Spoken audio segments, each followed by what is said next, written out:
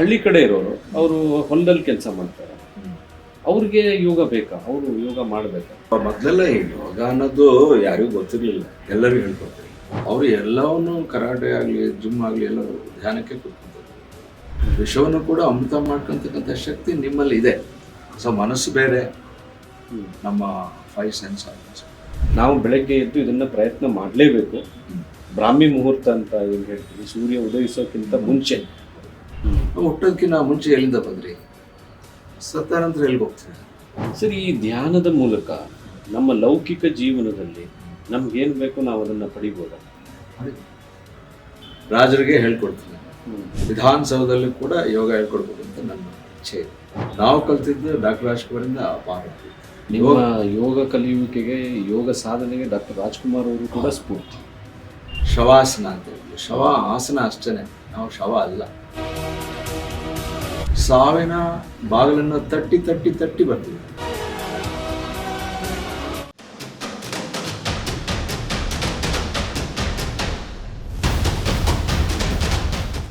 ಯಾರಾದರೂ ನಿಮ್ಮನ್ನ ಹುಡ್ಕೊಂಡು ಬಂದ್ರೆ ನೀವು ಗುರುವಾಗಿ ಅವ್ರಿಗೆ ನೀವು ಮಾರ್ಗದರ್ಶನ ಕೊಡ್ತೀರಿ? ಇದು ನನ್ನ ಸೇವೆ ಅಷ್ಟೇ, ನಾನು ಸೇವಕ. ಗುರುಗಳು ಯಾವತ್ತೂ ಕೂಡ ನನಗೆ ಹೇಳೋದು, ನಾನು ಗುರುಗಳು ಅವ್ರನ್ನ ಸ್ವೀಕಾರ ಮಾಡಿರ್ತೀನಿ. ಅವರಾಗ ಅವರು ನನ್ನ ಶಿಷ್ಯ ಆಗೋ ಅಂತ ಹೇಳಿ ನಾನು ಸಂಪೂರ್ಣವಾಗಿ ಅವರಲ್ಲಿ ಶರಣಾಗಿದ್ದೆ ಅಷ್ಟೇ, ಸಮರ್ಪಣೆ ಮಾಡ್ಕೊಂಡಿದ್ದೆ ಅಷ್ಟೇ ಗುರು. ಯಾಕಂದರೆ ಅವರು ನನಗೆ ಏನು ಮಾಡಿದ್ರು, ಅವ್ರ ಹತ್ರ ಹೋದಾಗ ನನಗೆ ಏನು ಸಿಕ್ತು ಅದನ್ನು ನಾನು ವರ್ಣಿಸೋಕ್ಕಾಗಲ್ಲ. ಅದನ್ನು ಖಂಡಿತ ನಾನು ನನ್ನ ಸೇವೆ ಅಷ್ಟೇ, ನಾನು ಅವರು ಸಾಧನೆ ಮಾಡಿ ಪ್ರತಿಯೊಬ್ಬರು ಕೂಡ ನಾನು ಮಾರ್ಗದರ್ಶಕ ಅಷ್ಟೇ, ಸಾಧನೆ ಮಾಡ್ತಕ್ಕಂಥವ್ರು ಅವರು. ಸರಿ, ಈಗ ಯೋಗ ಮಾಡಬೇಕು ಅಂದರೆ ಅಥವಾ ಈ ಧ್ಯಾನ ಮಾಡಬೇಕು ಅಂತ ಬೆಳಗ್ಗೆ ಅಷ್ಟು ಬೇಗನೆ ಎದ್ದೇ ಮಾಡಬೇಕಾ?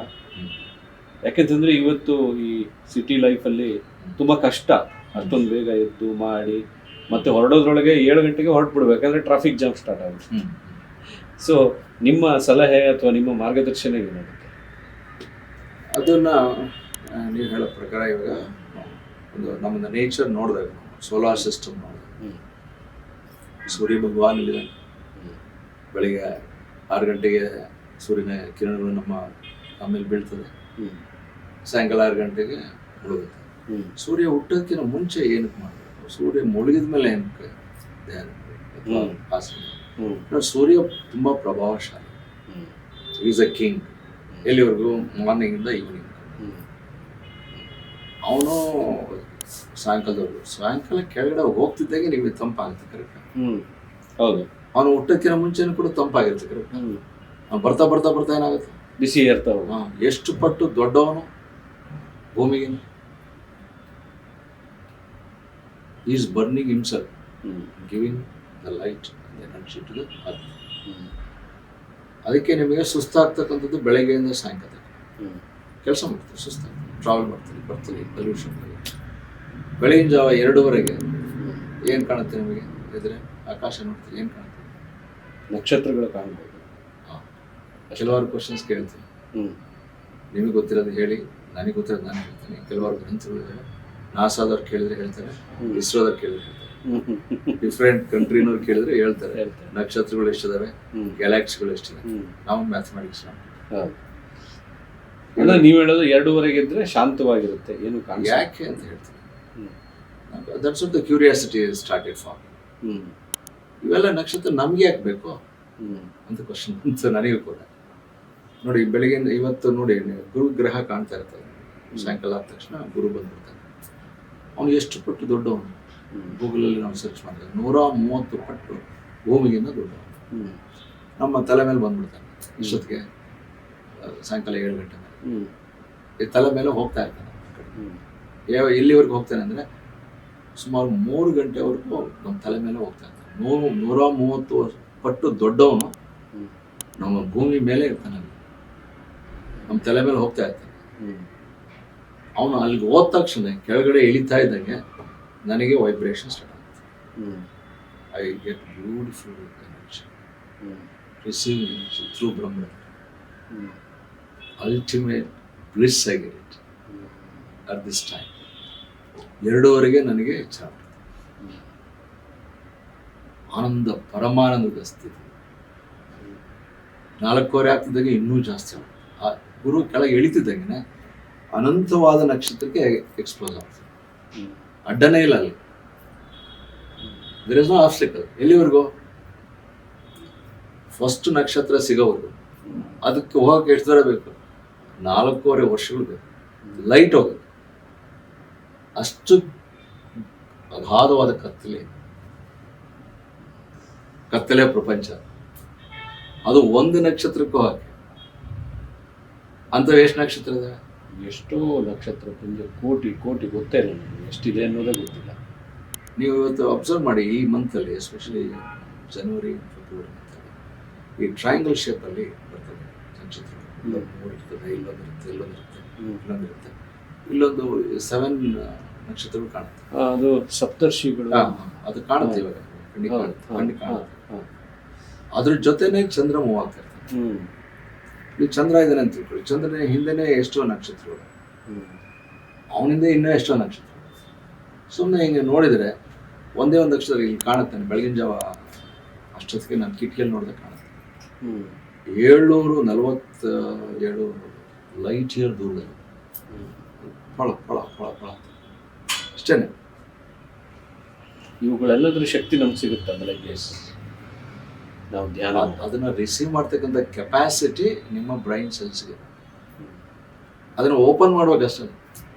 ಡೋರ್ ಕ್ಲೋಸ್ ಮಾಡಿದ್ರೆ ನಿಮ್ಮ ಮನೆಯೊಳಗೆ ಯಾರು ಬರಲ್ಲ. ಡೋರ್ ಓಪನ್ ಮಾಡಿದ್ರೆ ಬರ್ತಾರೆ. ಹಾಗೆ ನಿಮ್ಮ ಚಕ್ರಗಳು ಓಪನ್ ಆಗಬೇಕಂದ್ರೆ ಸತತವಾದ ಧ್ಯಾನ. ನಾವು ಗೊಮ್ಮಟೇಶ್ವರ ನೋಡ್ತೀವಿ, ಈ ಗೌತಮ ಬುದ್ಧ, ಗೊಮ್ಮಟೇಶ್ವರ, ಯಡಿಯೂರು ಸಿದ್ಧಲಿಂಗೇಶ್ವರ, ನಾಯಕನಹಟ್ಟಿ ತಿಪ್ಪೇಸ್ವಾಮಿ, ಮರಳಸಿದ್ದೇಶ್ವರ, ತಾತಯ್ಯನವರು, ಅವರೆಲ್ಲ ನಮ್ಮ ಹಾಗೆ ಮಾನವರು. ಗುರು ರಾಘವೇಂದ್ರ ಸ್ವಾಮೀಜಿ ನಮ್ಮ ಹಾಗೆ ಮಾನವರು. ಅವ್ರ ಹೆಂಗೆ ದೈವ ಮಾನವರಾದ್ರು? ಈ ರೀತಿಯಾದ ಸತತ ಆಧ್ಯಾತ್ಮಿಕ ಅಭ್ಯಾಸದಿಂದ. ಪುರಂದರದಾಸ, ಕನಕದಾಸ ಅವರ ಸಂಗೀತ ಎಲ್ಲ ಹೆಂಗೆ ಕಲ್ತರು? ಅವ್ರು ಸಂಗೀತವನ್ನೇ ಧ್ಯಾನವಾಗಿ ಮಾಡ್ಕೊಂಡಿದ್ರ ಅಥವಾ ಧ್ಯಾನದ ಮೂಲಕ ಸಂಗೀತ? ಆ ಧ್ಯಾನಕ್ಕೆ ಆ ಸಂಗೀತ ಹೇಳ್ತಾ ಹೇಳ್ತಾ ಹೇಳ್ತಾ ಧ್ಯಾನ ಸ್ಥಿತಿ ಮಗ್ನ. ಪಿ ಶ್ರೀನಿವಾಸ್ ಇದ್ದಾರೆ, ಡಾಕ್ಟರ್ ರಾಜ್ಕುಮಾರ್, ಎಸ್ ಯೇಸುದಾಸ್. ಅವರ ಕಂಠವನ್ನು ನೀವು ಕೇಳಿದಾಗ ನಿಮಗೆ ಅನಂತ ಪರಮಾನಂದ ಸ್ಥಿತಿ. ಅದೇ ಥರ ನಮ್ಮ ಬೇರೆ ಬೇರೆ ಕಂಟ್ರಿಯಿಂದ ಕೆಲವಾರು ಮ್ಯೂಸಿಕನ್ನು ಕೇಳಿದಾಗ, ಸೂತನಿಂಗ್ ಎಫೆಕ್ಟ್ ಕೊಡ್ತಕ್ಕಂಥ ಸಂಗೀತವನ್ನು ಕೇಳಿದಾಗ ನಿಮ್ಮ ಮನಸ್ಸಿಗೆ ಹಿತವಾಗ್ತದೆ. ಆವಾಗ ನಿಮಗೆ ಚಕ್ರಗಳು ಓಪನ್ ಆಗ, ಸಹಸ್ರಾರ ಚಕ್ರಗಳು, ಸಹಸ್ರಾರ ಅಂದರೆ 1000 ಚಕ್ರಗಳಿದೆ ಅಂತ ಹೇಳ್ತಾರೆ. ಅದು ನಿಮ್ಗೆ ಗೊತ್ತಾಗೋದು ಹೇಗೆ? ಆಜ್ಞಾ ಚಕ್ರ ಅಂದ್ರೆ 3ನೇ ಕಣ್ಣು, ವಿಶುದ್ಧಿ ಚಕ್ರ, ಥೈರಾಯ್ಡ್, ವಿಷಕಂಠ ಅಂತ. ವಿಷವನ್ನು ಕೂಡ ಅಮೃತ ಮಾಡ್ಕೊಂತಕ್ಕಂಥ ಶಕ್ತಿ ನಿಮ್ಮಲ್ಲಿ ಇದೆ, ಅದು ವಿಶುದ್ಧಿ ಚಕ್ರ. ಹೌದು. ಆಜ್ಞಾ ಚಕ್ರ ಅಂದ್ರೆ 3ನೇ. ಈ ವಿಶ್ವ ನೋಡಕ್ಕೆ 2 ಕಣ್ಣು ಸಾಕಾಗುತ್ತೆ? ಆಗಲ್ಲ, ಸಾಕಾಗಲ್ಲ. ಯಾಕಂದ್ರೆ ಇದು ಹಿಡನ್ ಐ ಇರ್ಬೇಕು. ಇದಕ್ಕೆ ಹಿಡನ್ ಥಿಂಗ್ಸ್ ನೋಡೋದಕ್ಕೆ ನಮ್ಗೆ ಬೇರೆ ರೀತಿ ಮೈಂಡ್ ಬರಬೇಕು. ಈಗ ನಿಮ್ಮ ಹಿಂದೆಗಡೆ ಯಾರೋ ಇದ್ದಾರೆ, ಹೌದೌದು, ಅವ್ರು ನೋಡಕ್ಕೆ ಈ 2 ಕಣ್ಣು ಸಾಕಾಗಲ್ಲ. ಬಟ್ ಅವ್ರು ಬರ್ತಾ ಇರೋದು ನಿಮಗೆ 3ನೇ ಕಣ್ಣು ಓಪನ್ ಅಂತ ಗೊತ್ತಾಗುತ್ತೆ. So you are aware of somebody is coming back side also. Knowledge of hidden things. 360 degree solutions ಇರುತ್ತೆ. ಏನಪ್ಪ ಆ ಒಂದು ಪ್ರಾಬ್ಲಮ್ಗೆ ಸೊಲ್ಯೂಷನ್ ಸಿಗ್ಲಿಲ್ವ ನನಗೆ ಅಂತಾರೆ. ಅದೆಲ್ಲ ನಮ್ಮ ಮನಸ್ಸಲ್ಲೇ ಇದೆ. ಅದು ಬ್ರೈನ್ ಸಿಮ್ಯುಲೇಷನ್ ಮಾಡಿದ್ರೆ ನಿಮಗೆ ಸೊಲ್ಯೂಷನ್ ಸಿಗುತ್ತೆ. ನಾನು ಮ್ಯಾಥಮೆಟಿಕ್ಸ್ ಪ್ರೊಫೆಸರ್, ಒಂದು ಪ್ರಾಬ್ಲಮ್ನ ನೀವು ಬಿಡಿಸ್ಬೇಕು ಅಂದರೆ, ಮ್ಯಾಥಮೆಟಿಕ್ಸ್ ಸ್ಟೂಡೆಂಟ್ಸ್ಗೆ ಹೇಳ್ಬೇಕು ಅಂದರೆ, ಫಿಸಿಕ್ಸ್ ಇರ್ಬೋದು, ಯಾರು ಬೇಕು, ಪ್ರಾಬ್ಲಮ್ ಏನು ಸ್ಟೂಡೆಂಟ್ಸ್ಗೆ ಅಂತ. ಮ್ಯಾಥಮೆಟಿಕ್ಸು ಮೊದಲು ಸ್ಟೆಪ್ ಬೈ ಸ್ಟೆಪ್ ಬರ್ಕೊಂಡು ಹೋಗ್ಬೇಕು. ಈ ಥಿಯರಿ ಪಾರ್ಟ್ ಇರ್ತದೆ, ಥಿಯರಿನಲ್ಲಿ ಕೊಟ್ಟಿರ್ತಾರೆ, ಒಂದು ಪ್ರಾಬ್ಲಮ್ನ ಕ್ರಿಯೇಟ್ ಮಾಡಿರ್ತಾರೆ. ಹೌದು. ಆ ಪ್ರಾಬ್ಲಮ್ಗೆ ಸೊಲ್ಯೂಷನ್ ಹಾಕ್ಬೇಕು. ಆ ಪ್ರಾಬ್ಲಮ್ನ ಬಿಡಿಸ್ಬೇಕಲ್ಲ ನೀಟಾಗಿ. ಅದಕ್ಕೆ ಇಂಗ್ಲೀಷ್ ನಾಲೆಡ್ಜ್ ಬೇಕು. ಸರಿಯಾದ ಗ್ರಾಮರ್ ಅರ್ಥ ಮಾಡ್ಕೋಬೇಕು. ಅದು ಸರಿಯಾಗಿ ಆ ಕ್ವಶನ್ನ ಸರಿಯಾಗಿ ಫ್ರೇಮ್ ಮಾಡಿದ್ರಂತೂ ಒಳ್ಳೇದು. ಆ ಫ್ರೇಮೇ ಸರಿಯಾಗಿ ಮಾಡಿಲ್ಲ ಅಂತಂದ್ರೆ ಅದೇನು ಅಂತ ತಿಳ್ಕೊಳ್ಳೋದು ಕಷ್ಟ ಇದೆ. ಸ್ಟೂಡೆಂಟ್ಸ್ಗೆ ಇದು ಕಡಲೆ, ಈ ಮ್ಯಾಥಮೆಟಿಕ್ಸ್ ಅನ್ನೋದು ಬಾಳೆಹಣ್ಣು ಇರ್ತದಲ್ಲ, ಅದನ್ನು ನೀವು ಬಿಡಿಸ್ಕೊಂಡು ತಿಂತಕ್ಕಂಥದ್ದು ಅಷ್ಟು ಸುಲಭ. ನಾವು ಅದನ್ನು ಕಲ್ಲಿನ ಕಡಲೆ ಆಗಿ ಮಾಡ್ಬಿಟ್ಟಿದ್ದೀವಿ, ಬ್ರೈನ್ ಸೆಲ್ಸ್ ಎಲ್ಲ ಅಂತ ಹೇಳ್ಬಿಟ್ಟು. ಮ್ಯಾಥಮೆಟಿಕ್ಸ್ ಇವಾಗ ಕಷ್ಟ ರೀ, ಅಲ್ಲೇ ನಾವು ಮೈಂಡ್ ಬ್ಲಾಕ್ ಮಾಡಿ.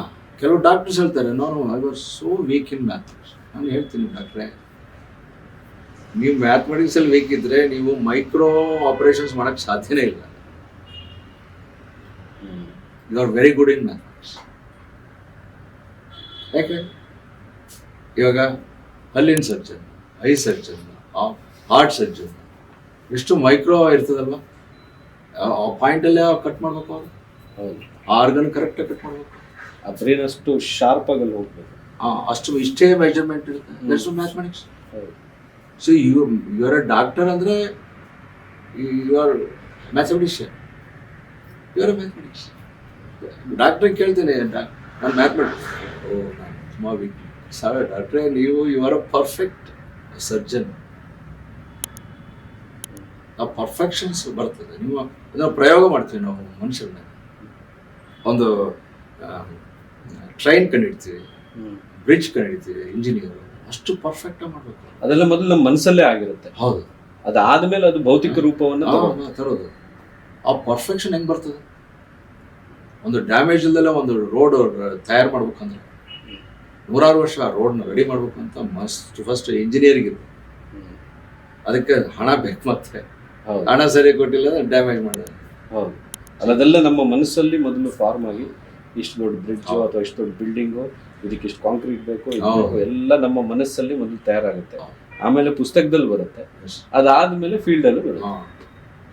ಅಂದ್ರೆ ನೀವು ಹೇಳ್ತಾ ಇರೋದು ಮನಸ್ಸೇ ಎಲ್ಲದಕ್ಕೂ ಪರ್ಫೆಕ್ಷನ್ಸ್ ಅಷ್ಟು ಬೇಗ ಬರೋದು. It comes with practice. So ಅಂದ್ರೆ ಈಗ ನೀವು ಹೇಳ್ತಾ ಇರೋದು, ನಾವು ಬೆಳಗ್ಗೆ ಎದ್ದು ಇದನ್ನ ಪ್ರಯತ್ನ ಮಾಡಲೇಬೇಕು. ಬ್ರಾಹ್ಮಿ ಮುಹೂರ್ತ ಅಂತ ಏನು ಹೇಳ್ತೀವಿ, ಸೂರ್ಯ ಉದಯಿಸೋಕ್ಕಿಂತ ಮುಂಚೆ ಸ್ನಾನ ಮಾಡಿ ಯೋಗ ಮಾಡೋದು ಇನ್ನೂ ಇಷ್ಟ. ಅದು ತಣ್ಣೀರು ಸ್ನಾನ.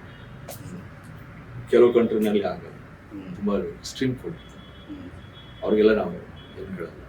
ನಾವೆಲ್ಲ ಚಿಕ್ಕ ವಯಸ್ಸಲ್ಲಿ ತಣ್ಣೀರು ಸ್ನಾನ ಮಾಡಿದ್ರೆ ಯೋಗ ಮಾಡ್ತೀವಿ. There is no rules here. Rules regulations ತುಂಬ ಸ್ಟ್ರಿಕ್ಟ್ ರೂಲ್ಸ್ ಇಲ್ಲ ಇಲ್ಲಿ. ಮೊದಲು ಅದೇನೆ ಯಮ ನಿಯಮ ಅಂದ್ಬಿಟ್ಟು ಓಡೋಗ್ಬಿಡ್ತಾರೆ.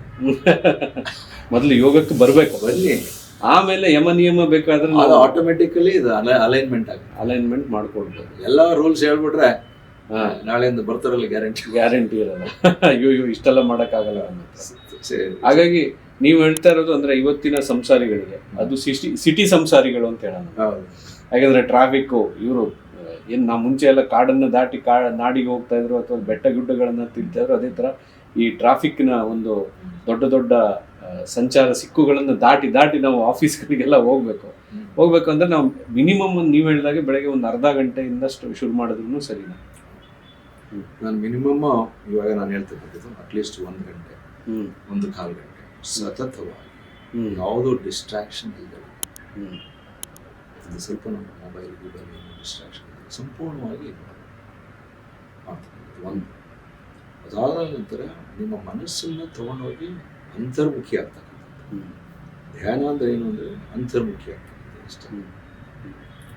ಇದರಲ್ಲಿ ಕೆಲವಾರು ಕೋಶಗಳಿವೆ. ಸ್ಥೂಲ ಶರೀರ, ಸೂಕ್ಷ್ಮ ಶರೀರ, ಕಾರಣ ಶರೀರ. ಅದರಲ್ಲಿ ಅನ್ನಮಯ ಕೋಶ, ಪ್ರಾಣಮಯ, ಮನೋಮಯ, ವಿಜ್ಞಾನಮಯ, ಆನಂದಮಯ, ಪರಮಾನಂದಮಯ, ಜೀವಾತ್ಮ ಇದೆ ಅಂತ ಗ್ರಂಥಗಳಲ್ಲಿ ಇದೆ. ಈ ಜೀವಾತ್ಮಕ್ಕೆ ಸಾವಿಲ್ಲ, ದೇಹಕ್ಕೆ ಸಾವಿಲ್ಲ. ಮನಸ್ಸು ಅಶುದ್ಧ, ದೇಹನೂ ಅಶುದ್ಧ.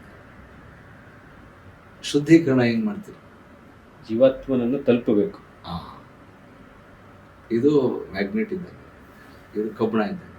ಕಬ್ಬಣ ತುಕ್ಕಿಡಿತದೆ. ಒಂದು ಆಪಲ್ನ ಕಟ್ ಮಾಡಿದ್ರು ಕೂಡ ಆಕ್ಸಿಡೈಸೇಷನ್ ಕೊಳ್ತವೆ. ಹೌದು, ನಮ್ಮ ಮನಸ್ಸು ಕೂಡ ಕೊಳ್ತವೆ. ಹಾಗಾಗಿ ದಿನ ನಾವು ಈ ಧ್ಯಾನ ಮಾಡ್ತಾ ಇದ್ರೆ ಜೀವಾತ್ಮನನ್ನು ನಾವು ಸ್ಪರ್ಶಿಸಿ ಬಂದ್ರೆ ಶುದ್ಧೀಕರಣ ಆಗ್ತಾ ಇರುತ್ತೆ. ನೀವು ಪರ್ಮನೆಂಟ್ ಆಗಿ ನಿಮ್ಮ ಮನಸ್ಸು ಹೋಗಿ ಅಲ್ಲಿ ಕುತ್ಕೊಬಿಟ್ರೆ ಏನಾಗ್ತದೆ? ಅಶುದ್ಧತೆ ಅನ್ನೋದೇ ಇಲ್ಲ. ಇಲ್ಲಿ ಬಂತು ಕೊನೆಗೆ. ಸರಿ ನಿಮ್ಮಿಂದನೇ ಆನ್ಸರ್ ಬರುತ್ತೆ. ಸೊ ಅದನ್ನ ಅಷ್ಟು ಸರ್ ನೀವು ಪ್ರೊಫೆಸರ್, ಮಕ್ಕಳಿಂದನೇ ಉತ್ತರ ತೆಗಿತೀರಿ ನೀವು, ಅವರಿಗೆಲ್ಲ ಗೈಡೆನ್ಸ್ ಕೊಟ್ಟು, ಹಾಗಾಗಿ ನಮ್ಗೆ ಆನ್ಸರ್ ಬಂತು. ನಾನೇ ಹೇಳಿದ್ರೆ ಅದು ಒಪ್ಕೊಳಲ್ಲ. ಹೌದು, ನಾನು ಕ್ವಶನ್ ಕೇಳಿದಾಗ ನಿಮಗೆ ಆನ್ಸರ್ಸ್ ನಿಮ್ಮಲ್ಲೇ ಇದೆ. ಹೌದು. ಸೊ ನಾನು ಯಾವ ಥರ ಕ್ವಶನ್ಸ್ ಕೇಳ್ತೀನಿ ಅನ್ನೋದ್ರ ಮೇಲೆ ನಿಮ್ಮ ಆನ್ಸರು ಅಲ್ಲೇ ಇದೆ. ನಿಮಗೆ ಆನ್ಸರ್ ಗೊತ್ತಿಲ್ವಾ? ಗೂಗಲ್ ಇದೆ, ಬುಕ್ ಇದೆ, ನೋಡ್ಕೊಳ್ಳಿ. ಜನಗಳು ಹೇಳ್ತಾರೆ ಆನ್ಸರ್. ನಾನಂತೂ ಆನ್ಸರ್ ಹೇಳ. ಸರ್, ಈ ಧ್ಯಾನ ಮಾಡೋದಕ್ಕೆ ಯೋಗ ಕೂಡ ನಮಗೆ ಪೂರಕವಾಗಿರುತ್ತಾ, ಹೆಲ್ಪ್ ಆಗುತ್ತಾ ಯೋಗ ಮಾಡೋದ್ರಿಂದ? ಅಥವಾ ಯೋಗನೇ ಧ್ಯಾನ, ಧ್ಯಾನನೇ ಯೋಗ? It's a preparation. ಧ್ಯಾನಕ್ಕೆ ಯೋಗ ಇಸ್ ಅ ಪ್ರಿಪರೇಷನ್. ನಮ್ಮ ಕ್ಲಾಸಿಗೆ ಬನ್ನಿ, ನೀವು ಸತತವಾಗಿ 1 ಗಂಟೆ ಸತತವಾಗಿ ಮಾಡ್ತೀರಿ. ಮಾಡಿ ಮಾಡಿ ಕೊನೆಗೆ ಆಲೇ ಧ್ಯಾನಕ್ಕೆ ಹೋಗ್ತಾ ಇರ್ತಾರೆ. ಆಲ್ರೆಡಿ ಡಾಕ್ಟ್ರು, ಇಂಜಿನಿಯರ್, ಸಾಕು ಸತತವಾಗಿ ಅಂದರೆ ಆ ಸ್ಥಿತಿಗೆ ನಾವು ಕರ್ಕೊಂಡು ಹೋಗ್ತೀವಿ. ಅದಾದ ನಂತರ ನಮ್ಮ ಮನಸ್ಸು ಈಗ ಧ್ಯಾನ ಅಭ್ಯಾಸ ಮಾಡಿ ಮಾಡಿ ಮಾಡಿ ಮಾಡಿ ಮಾಡಿ ಮಾಡಿ ಚಾಕುನೇ ಒಂದು ಎಷ್ಟಾಗಿದೆ ಶಾರ್ಪ್ ಆಗಬೇಕು. ಮಂಡು ಚಾಕಿನಲ್ಲಿ ಹಣ್ಣು ಕೊಯ್ಯಕ್ಕಾಗ್ತದೆ? ಸಾಧ್ಯವೇ ಇಲ್ಲ. ಎಷ್ಟು ಶಾರ್ಪ್ ಆಗಿರ್ಬೇಕು? ಅತ್ಯಂತವಾಗಿ ತುಂಬ ಶಾರ್ಪ್ ಆಗಿದೆ. ಈಜಿನ ಹಣ್ಣು ತರಕಾರಿ ಕಟ್ ಮಾಡಿ ಶಾರ್ಪ್ ಇರಲೇಬೇಕು. ಇನ್ನೂ ಹಾರ್ಡ್ ಆಗಿರ್ತಕ್ಕಂಥದ್ದು ಯಾವುದಿದೆ? ನೀವೇ ಹೇಳ್ಬೇಕು. ಡ್ರೈ ಫ್ರೂಟ್ಸ್ ಇದೆ. ಡ್ರೈ ಫ್ರೂಟ್ಸ್ ಮೇಲ್ಗಡೆ ಕವರಿಂಗ್ ಇರುತ್ತೆ, ಅದು ತುಂಬಾ ಹಾರ್ಡ್ ಇರುತ್ತೆ. ಒಳಗಡೆ ಫ್ರೂಟ್ ಇರುತ್ತೆ. ಅದನ್ನ ಕಟ್ ಮಾಡ್ಬೇಕಂದ್ರೆ ಹೊಡಿಬೇಕು, ಕುಟ್ತೀವಿ, ಹೊರಗಡೆ ಬರುತ್ತೆ, ಸಿಡಿತದೆ. ನಾವು ನೇಚರ್ ನೋಡ್ತೀವಿ. ಹರಳೆಣ್ಣೆ ತೆಗಿತಾರೆ, ನಮ್ಮ ಮನೆ ಪಕ್ಕನೆ ಇವಾಗ ಬಿಡ್ತಾ ಇದೆ. ನನ್ನ ತಂದು ಹೊರಗಡೆ ಹಾಕಿದ್ದೀನಿ. ಅದು ಬಿಸಿಲಿಗೆ ಟಕ್ ಟಕ್ ಟಕ್ ಅಂತ ಹೊಡಿತದೆ. ಆ ಹೊಡೆದಾಗ ಬೀಜ ಹೋಗಿ ಅಷ್ಟು ದೂರ ಬಿಡುತ್ತೆ. ಅಷ್ಟು ಶಕ್ತಿ ಇರ್ತವೆ, ಪಟ್ ಅಂತ ಹೊಡಿತದೆ. ಅದು ಪಕ್ಷಿಗಳು ಬರ್ತಾವೆ, ಏನೋ ಹಾಕಿದ್ರೆ ಅವು ಕುಟ್ಟದಾಗ ಅದು ಹೊರಗಡೆ ಬರ್ತದೆ. ಆವಾಗ ಸೀಡ್ ಟ್ರಾನ್ಸ್ಫರ್ ಆಗ್ತದೆ ಬೇರೆ. ಅಂದರೆ ಆ ಒಂದು ಬೀಜ ಬೇರೆ ಕಡೆ ಹೋಗಿ ಇನ್ನೊಂದು ಮರವಾಗುತ್ತೆ. ಅದಕ್ಕೆ ನೀವು ಬಿತ್ತಬೇಕಾಗಿಲ್ಲ, ಏನು ಹರಳೆಣ್ಣೆ ತಲೆಗೆ ಹಾಕ್ತೀವಿ. ನಮ್ಮ ಸೈಡ್ ಪಕ್ಕನೇ ಬೇಕಾದಷ್ಟು ಬೆಳೆದಿರುತ್ತೆ. ಅದನ್ನು ಬಿಸಿಲಲ್ಲಿ ಒಣಗಿಸಿ ಅದನ್ನು ಜಜ್ಜಿ ತಲೆಗೆ ಹಚ್ಕೊಟ್ರೆ ತಂಪಾಗ್ತದೆ. ಅಂದರೆ ಇಷ್ಟು ಧ್ಯಾನದ ಸುಖ ಪಡಿಬೇಕು ಅಂದರೆ ಈ ರೀತಿ ಯೋಗದಿಂದ ನಾವು ಮೊದಲು ಪೂರಕವಾದಂಥ ಸಾಧನೆ ಮಾಡ್ಕೊಳ್ಳಿ. ಧ್ಯಾನ ಮಾಡಿ ಮಾಡಿ ನಿಮ್ಮ ದೇಹದಲ್ಲಿ ಹೀಟ್ ಉತ್ಪತ್ತಿ ಆಗುತ್ತೆ. ಹೀಟ್ ಉತ್ಪತ್ತಿ ಆಗಿ ತಂಪು ಮಾಡ್ಕೊಳ್ತದೆ. Nature is gifted. ಅದಕ್ಕೆ ಆಯಿಲ್ ಮಸಾಜ್ ಮಾಡ್ಕೊಂಡು ತಲೆಗೆ ಎಣ್ಣೆ ಹಾಕೋದು, ಕೊಬ್ಬರಿ ಎಣ್ಣೆ, ಹಳೆಣ್ಣೆ ಹಾಕೋದು, ಮತ್ತು ಇನ್ನೇನು ಆಯಿಲ್ ಮಸಾಜ್ ಯೂಸ್ ಮಾಡ್ತೀವಿ. ಮಸಾಜ್ ಮಾಡಿಸ್ಕೊಂಡು ತಿಂಗಳಿಗೆ ಒಂದ್ಸತಿ ದೇಹ ಮಸಾಜ್ ಮಾಡಿಸ್ಕೊಳ್ಳಿ. ಮಸಾಜ್ ಮಾಡೋದ್ರಿಂದ ಇದಾಗುತ್ತೆ. ಮತ್ತು ಈ ಕೈಯಲ್ಲೂ ಕೂಡ ಕೆಲವಾರು ಚಕ್ರಗಳನ್ನ ಸ್ಟಿಮ್ಯುಲೇಟ್ ಮಾಡ್ತಾರೆ. ಸುಮ್ಮನೆ ಪ್ರೆಸ್ ಮಾಡಿದ್ರೆ ಸಾಕು. ಇದನ್ನು ಆಕ್ಯುಪ್ರೆಷರ್ ಅಂತ ಜಸ್ಟ್ ಹಿಂಗೆ ಪ್ರೆಸ್ ಮಾಡ್ಬೇಕು. ನೋವಾಗ್ತದೆ? ಸ್ವಲ್ಪ ನೋವಿದೆ. ಕರೆಕ್ಟ್. ಕೊಡಿ. ಯಾವುದೋ ಒಂದು ಪಾಯಿಂಟ್ ಇರ್ತದೆ, ತುಂಬ ನೋಡ್ತದೆ. ಇಲ್ಲಿ ಪ್ರೆಸ್ ಮಾಡಿದ್ರೆ ಎಲ್ಲೋ ನೋವಾಗ್ತದೆ, ಬ್ರೈನಲ್ಲಿ ನೋವಾಗ್ತದೆ. ಕರೆಕ್ಟ್. ಸ್ಟಿಮ್ಯುಲೇಟರ್. ಡಾಕ್ಟ್ರೆ ನಾಡಿ ಚೆಕ್ ಮಾಡ್ತಾರೆ. ನಾಡಿ ಇವೆಲ್ಲ ಆಸನ ಮಾಡ್ತಾ ಮಾಡ್ತಾ ನಾವೇನು ಮಾಡ್ತೀವಿ, ಈ ನಾಡಿ ಪರೀಕ್ಷೆ ಮಾಡಿ ಹೇಳ್ತಾರೆ ನಮ್ಗೆ ಯಾವ ರೀತಿ ರೋಗ ಇದೆ. ನೀವು ಮಾಡ್ತೀರ ಅದು ನಾಡಿ ಪರೀಕ್ಷೆ? ಅದು ನಾನು ಹೇಳೋದೇನೆಂದರೆ, ನಿಮ್ಮನ್ನು ನೀವೇ ಪರೀಕ್ಷೆ ಮಾಡ್ಕೊಳ್ಳಿ, ಅಲ್ಲಿವರೆಗೂ ನಾನು ಕರ್ಕೊಂಡು ಹೋಗ್ತೀನಿ ಅಂತ. ಇದು ಪ್ರಿಲಿಮಿನರಿ ಅಷ್ಟೇ. ಇದು ಸುಮ್ಮನೆ ಹಿಂಗೆ ಟಚ್ ಮಾಡೋದು, ಇದೇನು ಪ್ರಯೋಜನ ಇಲ್ಲ. ನಾನು ಆಸನಗಳು ಹಾಕ್ಸ್ತೀನಲ್ಲ, ಕಾಂಪ್ಲೆಕ್ಸ್ ಆಸನ, ಆವಾಗ ನಿಮಗೆ ಗೊತ್ತಾಗುತ್ತೆ stimulation of hormones, thyroid hormones secretion ಆಗ್ಬಿಡುತ್ತೆ. ನಿಮಗೆ ಕಂಠನೂ ಕೂಡ ಪವರ್ಫುಲ್ ಕಂಠ ಆಗ್ತದೆ. ಸಂಗೀತಗಾರರಿಗೆ ವಿಶುದ್ಧಿ ಚಕ್ರ ಓಪನ್ ಆಗುತ್ತೆ, ಹಾಡನ್ನ ಹೇಳಕ್ ಬರ್ಬೇಕು. ಅದಕ್ಕೆ ಡಾಕ್ಟರ್ ರಾಜ್ಕುಮಾರ್ ಅವರು ಹಾಡು ಹೇಳೋದು ಹೆಂಗ್ ಕಲ್ತರು, ಎಂಥ ಕಂಠ. ಪಿ.ವಿ. ಶ್ರೀನಿವಾಸ ಎಷ್ಟು ಚೆನ್ನಾಗಿ ಹೇಳಿದ್ರು, 3 ಲಕ್ಷ ಹಾಡುಗಳು. ಹಿಂಗೆ ಅವರಲ್ಲಿ ಮೊದಲಿಂದ ಅಭ್ಯಾಸ ಮಾಡಿದ್ರು. ಡಾಕ್ಟರ್ ರಾಜ್ಕುಮಾರ್ ಅವರು ಯೋಗ ಮಾಡಿ ಮಾಡಿ ಮಾಡಿ ಅವ್ರ ಯಾವುದನ್ನು ಕೂಡ ನೋಡ್ಕೊಂಡಂಗೆ ಅವರು ಹಾಡುಗಳನ್ನ ಹೇಳೋರು. ಅಷ್ಟೊಂದು ಪರ್ಫೆಕ್ಟ್ ಮೆಮೊರಿ. ಬಿಕಾಸ್ ಹ್ಮ್. ಉನ್ನತ ಹಂತ ಜನಗಳು ನೋಡಿ ಹ್ಮ್. ಅಲ್ವಾ? ಹ್ಮ್. ನಮ್ಮ ಸುತ್ತಮುತ್ತನೇ ಇದ್ದಾರೆ ಹೌದು ಅಲ್ವಾ? ಹೌದು ಉನ್ನತ ಹಂತ ಇದು ಇನ್ನೊಂದು ಉನ್ನತ ಹಂತ. ನಿಮ್ಮ ದೇಹವನ್ನ ಆ, ನಿಮ್ಮ ದೇಹದಲ್ಲಿರ್ತಕ್ಕಂಥ ಚಕ್ರಗಳನ್ನ ನಾಡಿಗಳನ್ನ ಶುದ್ಧೀಕರಣ ಮಾಡ್ತಕ್ಕಂಥದ್ದು ಯಾರು ಸಾಧನೆ ಮಾಡಿರ್ತಾರೆ ಹ್ಮ್. ನಿಮ್ಮ ದೇಹವನ್ನು ಪ್ರವೇಶ ಮಾಡ್ತಾರೆ. ಇದು ಉನ್ನತ ಹಂತ ಇದೆ. ಕೆಲವರಿಗೆ ಅರ್ಥ ಆಗುತ್ತೆ, ಅಲ್ಲಿ ಗೊತ್ತಿಲ್ಲ. ಹ್ಮ್. ಪರಕಾಯ ಪ್ರವೇಶ ಹಾ. ಮಾಡಿದ್ದಾರೆ. ನಮ್ಮ ಮನಸ್ಸು ಇದೆಯಲ್ಲ, ಹ್ಮ್. ಸತತವಾಗಿ ಹ್ಮ್. ಅಭ್ಯಾಸ ಮಾಡಿ. ಹ್ಮ್. ಮೂರನೇ ಕಣ್ಣು ಮನಸ್ಸು ಹೋಗಿ ನಿಮ್ಮ ದೇಹವನ್ನು ಪ್ರವೇಶ ಮಾಡುತ್ತೆ. ಹ್ಮ್. ಪ್ರವೇಶ ಮಾಡಿ ಶುದ್ಧೀಕರಣ. ಪ್ರಾಣಾಹುತಿ ಅಂತ ಹೇಳ್ತಾರಲ್ಲ ಯೋಗಿಕ್ ಟ್ರಾನ್ಸ್ಮಿಷನ್. Yogic transmission. ಅಲ್ಲಿ ಏನಾಗುತ್ತೆ, ಅದನ್ನೇ ನಾವು ಕರ್ಮಗಳು ಸಂಸ್ಕಾರಗಳು ಅಂತ ಹೇಳ್ತೀವಿ. DNA ಇಂದ ಟ್ರಾನ್ಸ್ಫರ್ ಮಾಡ್ಕೊಬಿಡ್ತೀವಿ. DNA ನಾವು ಡಾಕ್ಟರ್ ಕೇಳಿದ್ರೆ DNA ಏನು ಅಂತಂದ್ರೆ ಅವರು ನನಗಿನ್ನ ಚೆನ್ನಾಗಿ ಎಕ್ಸ್ಪ್ಲೈನ್ ಮಾಡ್ತಾರೆ. ಅದರಲ್ಲಿ ಡೀಪಲ್ಲಿ ಯಾರು ಸ್ಟಡಿ ಮಾಡ್ತಾರೆ. ನಾನು ಮ್ಯಾಥಮೆಟಿಕ್ಸ್ ಅನಾಟಮಿ ಸ್ವಲ್ಪ ಓದಿದ್ದೀನಿ. ನಮ್ಮ ಗುರುಗಳೆಲ್ಲ ಬಂದು ಡಾಕ್ಟರ್. ಅವರು DNA ಲೆವೆಲಲ್ಲಿ ಕ್ಯೂರ್ ಮಾಡ್ತಕ್ಕಂಥ ಒಂದು ವ್ಯವಸ್ಥೆ ನಮ್ಮಲ್ಲೇ ಇದೆ. ಅದು ಔಟ್ಸೈಡ್ ಫೋರ್ಸ್ ಬರುತ್ತೆ. ನಿಮ್ಮ ಫೋರ್ಸ್ ಬೇರೆ, ನಿಮ್ಮ ವಿಲ್ ಪವರ್ ಬೇರೆ, ಜೊತೆಗೆ ನನ್ನ ಅಂದರೆ ಗುರುಗಳ ವಿಲ್ ಪವರ್ ಬೇರೆ.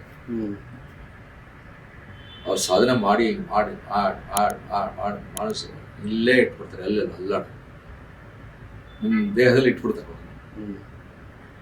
ಎಲ್ಲ ಕೋಶಗಳನ್ನ ದಾಟ್ಕೊಂಡು ಹೋಗ್ಬಿಡುತ್ತೆ. ದಾಟ್ಕೊಂಡಾಗಿ ನಿಮ್ಮ ವಿಶುದ್ಧಿ ಚಕ್ರ ನಮ್ಮ ಮನಸ್ಸನ್ನ ಇಟ್ಟರೆ ನಾವು ಶುದ್ಧವಾಗ್ಬಿಡ್ತೀವಿ. ವಿಶುದ್ಧಿ ಚಕ್ರ ಓಪನ್ ಆಗುತ್ತೆ. ಆಜ್ಞಾ ಚಕ್ರದ ಹತ್ರ ನಮ್ಮ ಮನಸ್ಸನ್ನ ಇಟ್ಟರೆ ಆ ಪೀನಿಯಲ್ ಗ್ಲ್ಯಾಂಡ್ ಓಪನ್ ಆಗುತ್ತೆ. Small gland, so very powerful. ಕೈ ಮೂಮೆಂಟ್ಸ್, ಕೈ ಕಾಲು ಕಣ್ಣು ಮೂಮೆಂಟ್ಸ್ ಎಲ್ಲ ಅದರಿಂದನೇ ಕಂಟ್ರೋಲ್ ಆಗುತ್ತೆ. ಸಣ್ಣ ನಿಮ್ಗೆ ಜಿಗಿಟಿರಸ್ ಆಗುತ್ತೆ ಕತೆ ಅಂದರೆ ಕೊನೆಗೆ ತುರಿಯ ಸ್ಥಿತಿ ಅಂದರೆ ಅದು ನಾವು ಹೇಳ್ತೀವಿ ನಾವೇ. ಅವನಿಗೆ ಭಗವಂತ ಅಂದರೆ ಹೆಂಗಿದಾನಪ್ಪ ಅಂತಂದರೆ ಅವನಿಗೆ ಆಕಾರ ಇಲ್ಲ, ಅನಂತವಾದ, ಎಲ್ಲವನ್ನೂ ತಿಳಿದ, ಹಿಂದೆ ಆಗಿರೋದು, ಇವತ್ತಾಗ್ತಾ ಇರೋದು, ಮುಂದೆ ಆಗೋದು ಎಲ್ಲವೂ ಭಗವಂತ ಅವನಿಗೆ ಗೊತ್ತಿಲ್ಲ. ಅವನ ಸ್ಥಿತಿಗೆ ಹೋಗಿ ಅವನಿಗೆ ನೋವಿಲ್ಲ. ಯಾಕೆ ನೋವಿಲ್ಲ? ಆಕಾರನೇ ಇಲ್ಲ. ಬಣ್ಣ, ರುಚಿ, ಆಚಾರ, ಭಾವನೆಗಳು ಯಾವುದೇ ಇಲ್ಲದೆ ಇರುವಂಥ ಅಬ್ಸಲ್ಯೂಟ್ ಕಾನ್ಶಿಯಸ್, ಅದೇ ಭಗವಂತ. ಆ ಭಗವಂತನ ಸ್ಥಿತಿಗೆ ಕರ್ಕೊಂಡು ಹೋಗ್ತಕ್ಕಂಥದ್ದು ಯಾರಿದ್ದಾರೆ? ಧ್ಯಾನ, ಅದಕ್ಕೆ ಗುರುಗಳ ಒಂದು ಮಾರ್ಗದರ್ಶನ. ಅವಾಗ ನಿಮಗೆ ನೋವಿದಾವ? ತನ್ನ ಅಸ್ತಿತ್ವವನ್ನೇ ಕಳ್ಕೊಂತೀರ. I am Chandrashekar, who has given my name ಅಲ್ಲ. ಡೆಡ್ ಬಾಡಿ ಆದ್ಮೇಲೆ ಚಂದ್ರಶೇಖರ್ ಅಂತಾರೆ, ಏನಂತಾರೆ? ಬಾಡಿ ಎಷ್ಟು, ಡೆಡ್ ಬಾಡಿ ಎಷ್ಟು ಎತ್ಕೊಂಡೋಗ್ರಪ್ಪ ಅಲ್ಲಿ ಕೊಳ್ತಾರೆ. ಅದು ಕ್ಷಣ ಕ್ವಶನ್ ಬರುತ್ತೆ. ಮತ್ತೆ ಹುಟ್ಟೋದಕ್ಕಿಂತ ಮುಂಚೆ ಎಲ್ಲಿಂದ ಬಂದ್ರಿ? ಸತ್ತ ನಂತರ ಎಲ್ಲಿಗೆ ಹೋಗ್ತೀರ? ಇವೆಲ್ಲ ವಿಸ್ಮಯ ಜಗತ್ತು. ಯಾರಿಗೂ ಗೊತ್ತಿಲ್ಲ. ಹೇಳ್ಕೊಡೋರು ಯಾರು? ಗುರುಗಳು. ಧ್ಯಾನದ ಮೂಲಕನೇ ನಾವು ಕಲ್ತ್ಕೊಳ್ಳೋದು. ಜನನ ಮರಣ ಚಕ್ರಗಳಿಂದ ಬಿಡುಗಡೆ ಆಗ್ಬೇಕಪ್ಪ ಅಂತ, ಮುಕ್ತಿ ಬೇಕಪ್ಪ ನನಗೆ ಅಂತ. ಯಾವಾಗ ಬೇಕೋ? ಸತ್ತ ನಂತರ ಬೇಕೋ, ಬದುಕಿದ್ದಾಗಲೇ ಬೇಕೋ? ಕರೆಕ್ಟ್. ಎಲ್ಲವನ್ನೂ ಕೂಡ ಬದುಕಿದ್ದಾಗಲೇ ನಾವು ತಲುಪ್ಬೋದು ಅಂತ ಗೊತ್ತಿದೆಯಾ? ಗೊತ್ತಿರಲಿಲ್ಲ, ಈಗ ನಿಮ್ಮಿಂದ ಗೊತ್ತಾಗ್ತಾ ಇದೆ. ಬದುಕಿದ್ದಾಗಲೇ ಉನ್ನತ ಹಂತಕ್ಕೆ ಹೋಗ್ಬೋದು, ಭಗವಂತನ ಸಾಮ್ರಾಜ್ಯಕ್ಕೆ ಹೋಗ್ಬೋದು. ಅದನ್ನ ಹೈಯೆಸ್ಟ್ ಲೆವೆಲ್ ಅಂತ ಹೇಳ್ತಾರೆ. ಏನೋ ಸೆಲ್ಫ್ ರಿಯಲೈಸೇಷನ್. ನೀವು ಯಾರು, ಏನು ಕಾಯ್ತು, ಎಲ್ಲಿಂದ ಬಂದ್ರಿ, ನಿಮ್ಮೂರಲ್ಲೇ ಯಾಕೆ ಹುಟ್ಬೇಕಾಯ್ತು, ಅಲ್ಲೇ ಯಾಕೆ ಹುಟ್ಲಿ, ಆ ಕಂಟ್ರಿಲಿ ಯಾಕೆ ಹುಟ್ಲಿ, ಕೆಲವೊಂದು ಕಾರಣ ಇದೆ. ಆ ರಿಲಿಜನಲ್ಲಿ ಯಾಕೆ ಹುಟ್ಲಿಲ್ಲ, ಈ ರಿಲಿಜನಲ್ಲಿ ಯಾಕೆ ಹುಟ್ಲಿಲ್ಲ, ಕೆಲವೊಂದು ಕಾರಣ ಇರುತ್ತೆ. ಯಾಕೆ ಹುಟ್ಟಿದ್ರಿ? ನಾವು ಹೇಳ್ತೀವಿ ನಾವು ಉನ್ನತ ರಿಲಿಜಿಯನ್. ಅವ್ರು ನೋಡಿದ್ರೆ ಇಲ್ಲಪ್ಪ ಕೆಳಮಟ್ಟದಲ್ಲಿ. ಇದು ಪೂರ್ವಜನ್ಮದ ಸಂಸ್ಕಾರ ಅಂತ ಏನು ಹೇಳ್ತಾರೆ. ಅದು ಯಾರು ಹೇಳಿದ ಅದನ್ನ? ನಾವೇ ಮಾಡ್ಕೊಂಡಿರೋದು. ಯಾರು ಕೂಡ ದೇಹನೇ ಕರಗಿರ್ಬೋದು, ಬೆಳಗಿರ್ಬೋದು, ನಾವು ಮಾಡೋ ಕೆಲಸಗಳು ಉದ್ದ ಇರ್ಬೋದು, ಉಳ್ಳಿರ್ಬೋದು. ನನಗೆ ಅನಿಸ್ತಕ್ಕಂಥದ್ದು, ನನಗೂ ಕೂಡ ಮೊದಲಿಂದ ಕೂಡ ಕೆಲವಾರು ಬುಕ್ಸ್ಗಳನ್ನ ನಾವು ಏನು ಓದ್ತೀವಿ ನಾವು ಡೈಲಿ ಸ್ಕೂಲ್ಸ್ ಕಾಲೇಜಲ್ಲಿ. ಕೊನೆಗೆ ಬಂದಿದ್ದು ನೀವು ಮನುಷ್ಯ, ಕೊನೆಗೆ ಪಕ್ಕದಲ್ಲಿ ಕೂತ್ಕೊಂಡೆ ಅಲ್ವಾ? ನೀವು ಸ್ವಲ್ಪ ಬೆಳಗಿದ್ದೀರಿ, ನಾನು ಕರಗಿದ್ದೀನಿ, ಕುಳ್ಳಿದ್ದೀನಿ, ಕಪ್ಪಗಿದೆ, ಕೂದಲು ಚೆನ್ನಾಗಿದೆ, ಕೂದಲು ಹೊರಟೋಗಿದೆ, ಅದು ಕಣ್ಣಿದೆ, ಕಣ್ಣಿಲ್ಲ, ಕಿವಿ ಇದೆ, ಕಿವಿ, ಮೂಗು. ಇದೆಲ್ಲ ಯಾಕೆ ನಾವು ಈ ಥರ ಭೇದ ಭಾವ ಮಾಡಿದ್ದೀನಿ ಭಗವಂತ ಅನ್ನೋದು ಕ್ವಶನ್. ಇದಕ್ಕೆಲ್ಲ ಅರಿವು ಹೆಂಗಾಗ್ತದೆ? ಹುಟ್ಟಿದ ಮಗಳಿಗೆ ಆಗಲ್ಲ. ಇಲ್ಲ, ಅರಿವು ಮಾಡ್ಕೊಳಕ್ಕೆ ಎಷ್ಟು ವರ್ಷಗಳು ಬೇಕು. ಅದಕ್ಕೆ ರಿಯಲೈಸೇಷನ್, ಸೆಲ್ಫ್ ರಿಯಲೈಸೇಷನ್ ಆಗೋಕ್ಕೆ ಎಷ್ಟು ವರ್ಷಗಳು. ಅದಾದ ನಂತರ ಇನ್ನೂ ಇದೆ ಅಂದರೆ ಇಟ್ಸ್ ಗಾಡ್ ರಿಯಲೈಸೇಷನ್. ಈ ಸೃಷ್ಟಿ ಏನಕ್ಕೆ ಮಾಡೋದು ಭಗವಂತ? ಇಷ್ಟೊಂದು ಇನ್ಫಿನಿಟ್ ಗ್ಯಾಲಾಕ್ಸಿ ಅವೆಲ್ಲ ಅಲ್ಲಿಗೇನು ಹೋಗೋಕ್ಕಾಗತ್ತೆ ನಮ್ಮ ಕೈಲಿ? ಫಿಸಿಕಲಿ ಹೋಗೋಕ್ಕಾಗ್ತದೆ? ಭಾಳ ಕಷ್ಟ, ಆಗೋದೇ ಇಲ್ಲ, ಕಷ್ಟ ಇದೆ. ಮೊನ್ನೆ ನಾಸಾದವ್ರು ಕಳಿಸಿದ್ದು 1977 ವ್ಯಾವಾಜರ್ 1 ಅಂತ. ಅದಿನ್ನ ಸೋಲಾರ್ ಸಿಸ್ಟಮ್ ಬಿಟ್ಟು ಹೊರಟೋಗಿದೆ. So physical body from the earth has gone beyond this solar system. Nearest ಸ್ಟಾರ್ಸ್ಗೆ ಹೋಗೋಕ್ಕೆ ಎಷ್ಟೋ ಸಾವಿರ ವರ್ಷಗಳು ಬೇಕು. ಅಷ್ಟೊಂದು ಭೂಮಿ ಇರುತ್ತೋ ಇಲ್ಲ ಗ್ಯಾರಂಟಿ. ಅದು ಹೋಗಿ ಎಲ್ಲೋ ತೇಲಾಡ್ಕೊಂಡು ಹೋಗಿ ಎಲ್ಲೋ ಒಂದು ಸಾಮ್ರಾಜ್ಯಕ್ಕೆ ಹೋಗಿ ಅಲ್ಲಿ ಯಾವುದಾದ್ರು ಒಂದು ನಮ್ಮ ಥರ ಭೂಮಿಯಲ್ಲಿದ್ದರೆ ಅವ್ರಿಗೆ ಕ್ಯಾಚ್ ಮಾಡಿದರೆ ಗೊತ್ತಾಗುತ್ತೆ ಭೂಮಿ ಇತ್ತಂತ ಎಷ್ಟು ವರ್ಷದಿಂದ. ಸರಿ, ಈ ಧ್ಯಾನದ ಮೂಲಕ ನಮ್ಮ ಲೌಕಿಕ ಜೀವನದಲ್ಲಿ ನಮ್ಗೇನು ಬೇಕೋ ನಾವು ಅದನ್ನು ಪಡಿಬೋದಾ?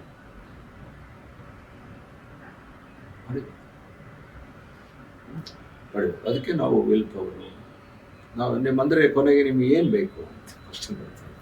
ಕೊನೆಗೆ ಕೇಳಿದ್ರೆ ನಮ್ಗೆ ಅದೇನು ಬೇಡ ಅಂತ ಆ ಲೆವೆಲ್ಗೆ ಹೋಗ್ತಕ್ಕಂಥದ್ದು.